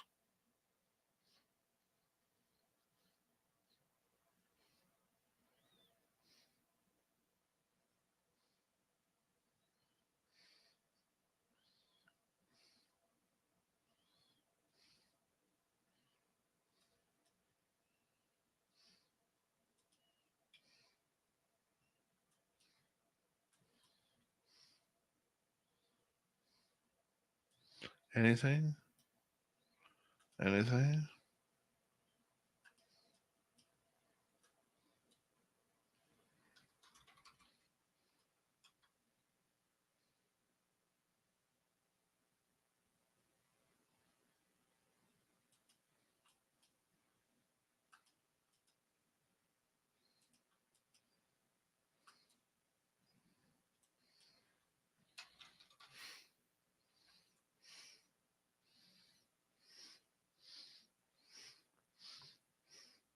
What was going to power the TTSA Starship?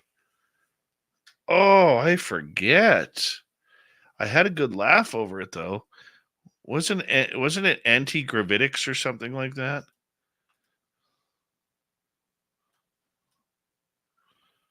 Don't make me look. Looking hurts.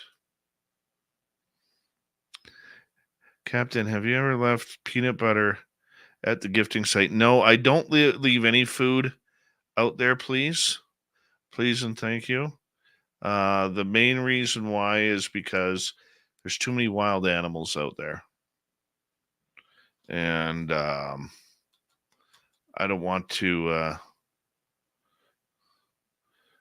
accidentally feed any of them. Dogs? What about my dogs? Dog story, please? I don't have any dog stories anymore.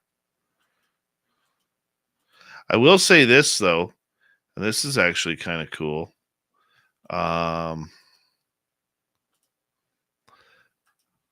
When my grandson was born, I bought him a little pair of Converse shoes because I believe every young kid should have a nice pair of Chucks. And today was the first day he wore them. Was it yesterday? Yesterday was the first day he wore them. Yeah. They're a little big, but they're really cute. They got dinosaurs on them. How do you go wrong with dinosaurs?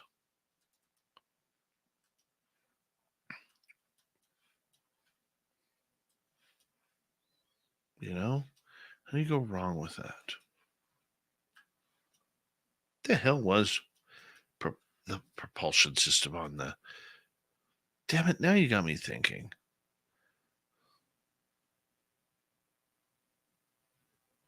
Yeah. I told her the skates are right around the corner. And yes, he's had skates since he was born. He got his first pair of skates 6 days after he was born. I don't know who would have bought them, but I thought it was pretty cool.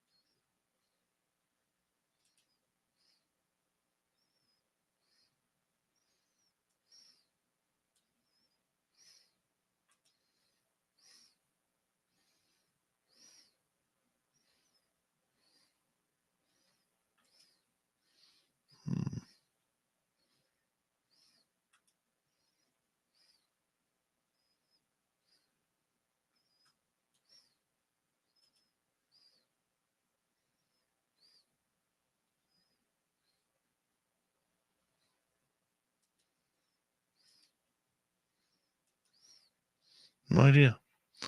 What was Joe Firmage's device supposed to do? Oh, hell. What the hell? I know you're laughing right now. I am trying to Google that damn Starship. And all I get is a bunch of Tom DeLonge crap on my computer. I'm infected with DeLongisms.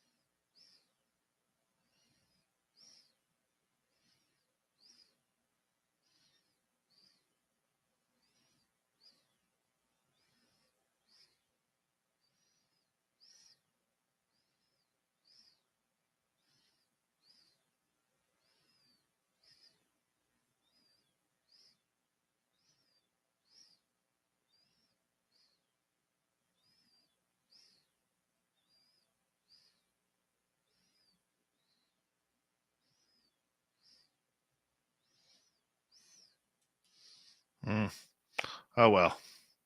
I can't find it. Some bitch. Can't find it. We are the SSWOTN. Very nice. Very nice. Good night, T-Bone. That was fun. All right, guys. I'm going to say good night to all of you, too. As tomorrow night on the show, Dave Schrader is going to be joining us to talk about his new paranormal book that he has coming out.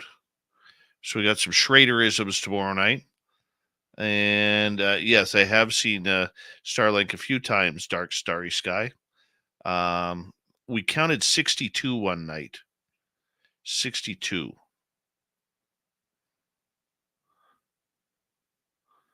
Yes. So give me 2 seconds here. Big thank you to T-Bone ×3, to Mothman and his goatee, Major Lee and Susan F. for the super chats. Very much appreciate the love and support. Really appreciate that.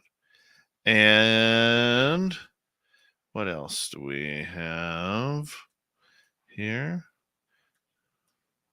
Hold on, gotta do that and that. There we go.